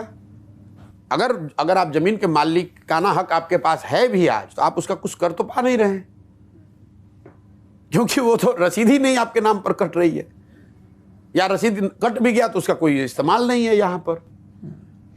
मेरा इस दफ़ा की बातचीत का आखिरी सवाल, बिहार के बाहर जनसुराज जाएगा? नहीं, मैं बिल्कुल, जब तक बिहार में इस चीज़ को प्रामाणिक तौर पर करके दिखा न दूं, तब तक बिहार से बाहर जाने का कोई सवाल नहीं है। मुझे हर दिन, अगर हर दिन नहीं तो हर हफ्ते किसी न किसी राज्य से कुछ ना कुछ लोग आकर जरूर मिलते हैं, बताते हैं, ऐसी इच्छा जाहिर करते हैं कि वो भी जनसुराज को अपने राज्य में रेप्लिकेट करना चाहते हैं, प्रयास करना चाहते हैं। मैं उनको हाथ जोड़ता हूँ कि आप आइए, कैंप में रहिए, सीखिए। लेकिन बिहार के बाहर हम लोग तभी जाएंगे जब बिहार में इस चीज़ को हम लोग प्रामाणिक तौर पर कर सकें। इसकी वजह यह है कि देखिए, आज भी जो लोग इसको देखते, जानते, समझते हैं, अभी भी ये है हाइपोथेसिस ही, और मुझे ये स्वीकार करना होगा। लोग कह रहे हैं भाई बात तो अच्छी कह रहे हैं, होना तो ये चाहिए, लेकिन देखिए होगा तब ना। लोग तो तभी मानेंगे जब हम लोग इसको करके बिहार में दिखाएंगे। लेकिन ये तय है कि जब बिहार में करके इसको दिखाएंगे तो इसका दूरगामी असर आपको बिहार के और बिहार के बाहर के राजनीतिक सामाजिक स्थिति पर दिखेगा। प्रशांत, कई लोग जब हम लोगों की बातचीत देखते हैं हमारी आपकी, उनको उत्सुकता होती है पदयात्रा के बारे में, देश में, दुनिया में, तो आपने क्या तौर तरीका रखा है अगर कोई बाहर के लोग पॉलिटिकल ट्रेनिंग के पॉइंट ऑफ व्यू से, देखने समझने के हिसाब से कि क्या प्रयोग हो रहा है? कोई भी आ सकता है, बिल्कुल स्वतंत्र है। इस पूरी व्यवस्था में आप देख रहे हैं, इसमें क्या मतलब, is it like a walk in interview kind of thing? बिल्कुल, कोई भी walk in, come and meet any of your volunteer कि हमें पदयात्रा में जुड़ना है। बिल्कुल, नो बैरियर्स। इस पूरी व्यवस्था में आपने एक चीज का जो जिक्र नहीं किया, इसमें कोई एक डंडाधारी सिपाही नहीं है, आपके साथ भी कोई सुरक्षा कोई कर्मी नहीं जी। और बिहार में लोग लॉ एंड ऑर्डर की बात करते हैं, लोग ये चर्चा करते हैं कि अगर आपको राजनीति में रहना है तो सुरक्षा बहुत बड़ा मुद्दा है। आज मैं 16 महीनों से पैदल चल रहा हूँ, बिना किसी सुरक्षा के चलता हूँ, यहीं गांव में रहता हूँ, मेरे सारे पदयात्री यहाँ रहते हैं। आज तक किसी भी तरह की कोई अप्रिय घटना कभी नहीं हुई है और ये बिहार के लोगों की सोच को दर्शाता है, विजडम ऑफ क्राउड, उनकी सोच को दर्शाता है। वो चाहे मेरी बात से सहमत हो या न हो, आप देख रहे हैं रात के अंधेरे में हम लोग आ रहे हैं, लोग कंधा लगाकर अपने गांव से निकालते हैं। कोई बीच में शराब वराब पीकर आ भी जाता है तो गांव के लोग कहते हैं भैया आप चिंता मत कीजिए, हम लोग हैं यहाँ पर। इसी बिहार के बारे में लोग बताते हैं भैया जात में इतना बटा हुआ है, आपको कौन पूछेगा, मैं हर जात के गाँव में जा रहा हूँ। इसी बिहार में लोग कहते हैं भैया इतना क्राइम है कि अगर आपको मुखिया भी बनना है तो 4 गनमैन लेकर चलना है। हम पूरे बिहार में 16 महीने से चल रहे हैं, हमें तो कोई एक सिपाही भी लेकर चलने की जरूरत नहीं है। तो जो आपका सवाल था, कोई भी आदमी आकर जो जुड़ना चाहता है, इसका अनुभव करना चाहता है, बिल्कुल वॉक इन इंटरव्यू भी नहीं है। वो आदमी आता है, जुड़ता है। कैंप में जो साथी पदयात्री हैं, एक व्यवस्था बनी हुई है, अपने आप को रजिस्टर कराइए। अगर कैंप में जगह है तो आप रह सकते हैं, आपके रहने खाने की व्यवस्था हो जाएगी। ज़्यादातर समय जगह रहता ही है, नहीं रहता तो पदयात्री साथी उसको एडजस्ट करते हैं और फिर वो उसकी अपनी इच्छा है, वो 10 दिन रहे या 1 महीना। आपने जिक्र किया, हम आंध्र प्रदेश के आपके एक वॉलंटियर से मिले, बोले हमारे सब दोस्त हमको फोन पे पूछते रहते हैं तुम ठीक हो कि नहीं, और सबने डरा रखा नहीं, है कि आंध्र के हमारे साथ कर्नाटक के लोग देखिए आपके सामने यहाँ बैठे हुए सभी कर्नाटक के लड़के हैं। हाँ। आंध्र प्रदेश के एक लड़के हैं तो हमारे साथ बहुत दिनों से चल रहे हैं। एक रेड्डी करके एक लड़का है जो बहुत दिनों से, पहले दिन से ही चल रहा है। और भी कई लोग हैं, आंध्र से है, कर्नाटक से है, राजस्थान से लोग आते हैं, मध्य प्रदेश से लड़के यहाँ पर हैं। लड़कियां कम है वॉलंटियर? नहीं, वॉलंटियर वो ओवरऑल वही समाज का रिफ्लेक्शन है क्योंकि राजनीति में कम है? नहीं, देखिए रहना और जो एक नोमैडिक लाइफ है, क्योंकि हर दिन हम लोग यहाँ से उठकर किसी नए जगह पे जाते हैं। नहीं, महिलाएं साथी हैं, एक हमारे साथ भारती जी हैं, वो कई महीनों तक रही हैं, साथ में चली हैं। और भी एक गीता पासवान है, वो भी कई महिलाएं हैं जो रहती हैं, चलती हैं। लेकिन महिलाओं के लिए वो थोड़ा सा और डिफिकल्ट है क्योंकि जो नोमैडिक लाइफ है उसमें एडजस्ट कर पाना और उसमें रह पाना थोड़ा सा दिक्कत है। लेकिन बहुत बड़ी संख्या में महिलाएं जुड़ी हुई हैं इसमें। चलिए, on that note, Prashant Kishor जी को आप सुन रहे थे जमघट में, और ये एक दिलचस्प राजनीतिक प्रयोग हो रहा है और राजनीति के विद्यार्थी के तौर पर हमें लगा कि इसको करीब से देखा जाना चाहिए। वो जो बड़ा सा घट चलता है आपकी यात्रा के सुझाव पत्र, वो उसमें कुछ दिलचस्प सुझाव पत्र की बड़ी इंटरेस्टिंग कहानी है। पहले हम लोगों ने उसको सहयोग के लिए रखा था कि कुछ लोग उसमें पैसा डालें। जो पैसा कोई आके हाथ में पकड़ाता था पैसा, अच्छा, कुछ अनाज कुछ पैसा लोग देते थे, तो हम लोगों ने वो गुल्लक बना कर कह दिया भैया जिसको डालना है उसमें डाल दो। फिर हुआ ये कि जब लोग उसमें पैसा डालते थे तो पता चला रात में लोग उसको खोल के नीचे से निकाल लेता था। अब यात्रा के बाद कौन ही बैठ के उसकी पहरेदारी करेगा, तो फिर हम लोगों ने उसको सहयोग पात्र से सुझाव पात्र कर दिया कि इसमें पैसे मत डालिए, आपके जो सुझाव है वो डालिए। कुछ लोग डालते हैं लेकिन ज़्यादातर लोग अभी भी आकर हाथ में पकड़ाना ही बेहतर समझते हैं। लेकिन एक फॉर्मेट का हिस्सा है, अगर आप चाहें तो उसमें डाल दीजिएगा तो हम लोग को मिल जाएगा। गांधी जी जब कांग्रेस का संगठन बना रहे थे तब चवन्निया मेंबरशिप की बात किया करते थे। उसके पीछे एक विचार ये था कि सबको अपनी भागीदारी लगे। आप अपने भाषणों में कहते हैं मैं ना आपकी चाय पीन रहा हूँ ना आपसे पैसा लेने आया हूँ। देखिए, कुछ बातें ये इसलिए कहता हूँ, जो आपने कहा एक पहले भी कि आप अपने, किसी ने बताया कि ह्यूमिलिटी नहीं दिखाता है कि आपका समाज इतनी बार ठगा गया है, इतनी बार ठगा गया है कि उसको मतलब वही है कि दूध का जला छाछ भी फूक फूक कर पीता है। तो मैं उनको ये बताता हूँ कि देखो भाई, मैं तुमसे कुछ ले नहीं रहा हूँ, ये बता रहा हूँ, अगर अच्छा लगे तो इसको अपनाओ, नहीं अच्छा लगे तो तुम्हारी मर्जी है। मैं तुमसे ना वोट मांग रहा हूँ ना तुमसे कुछ ले रहा हूँ, अपनी बात रख रहा हूँ, इसको सुन लो, समझ लो, ठीक लगे तो जुड़ जाओ। फिलहाल वोट नहीं मांग रहे हैं? नहीं, बिल्कुल वोट नहीं मांग रहे फिलहाल, जब तक पार्टी नहीं बनेगी। जब सब लोग मिलके, जब वही समाज के लोग कहेंगे कि हम लोग मिलके सब पार्टी बना लिए, तो हम लोग सब लोग फिर जाएंगे, कहेंगे कि भाई तुमने सबसे मैं पूछ रहा हूँ, मैंने ये पूछा भाई तुम्हें क्या चाहिए, लालू नीतीश मोदी का राज चाहिए, जनता का राज चाहिए। लोगों का आपने रिस्पॉन्स देखा, लोगों ने क्या कहा। मैं फिर दोबारा पूछता हूँ कि भाई जिसको लालू जी का चाहिए लालू जी बोल दो, जिसको मोदी जी का चाहिए मोदी जी बोल दो। फिर और ज्यादा तेज आवाज में लोग कहते हैं नहीं भैया हमें तो जनता का राज चाहिए। और आपने तो खुद विटनेस किया है, आप फुटेज निकाल कर देख लीजिए। मैं दोबारा इस सवाल पर दोबारा लोगों से पूछता हूं कि भाई बता दो तुम्हें क्या चाहिए, लालू का राज चाहिए, नीतीश का राज चाहिए, मोदी का राज चाहिए कि जनता का राज चाहिए? लोग कहते हैं नहीं भी हमें तो जनता का राज चाहिए। अब ये सारी चीज सुनने के बाद ये अंतिम सवाल होता है। तो जब लोग कह रहे हैं कि उन्हें जनता का राज चाहिए, तो मैं उनको बता रहा हूं कि जनता का राज का रास्ता क्या है। रास्ता जो है वो मैं उनको बता रहा हूं कि अपने बच्चों के लिए वोट दो और उसी पे कायम रहेंगे। अपने लिए वोट अभी भी नहीं मांग रहे हैं, अपने लिए वोट आगे भी नहीं मांगेंगे। बिहार के बच्चों के लिए वोट की अपील कर रहे हैं और आगे भी बिहार के बच्चों के लिए ही वोट की अपील करेंगे। आप सुन रहे थे जन स्वराज के कर्ता धर्ता अपने सहयोगियों के साथ प्रशांत किशोर को। ये पूरी बातचीत आपको कैसी लगी ज़रूर बताइए, क्योंकि अंततः लोकशाही में लोगों की जो बात है, जिसको विजडम ऑफ क्राउड कहा गया है, वही सर्वमान्य भी है और दुरुस्त भी। प्रशांत किशोर जी, आपने इतना समय दिया, बहुत बहुत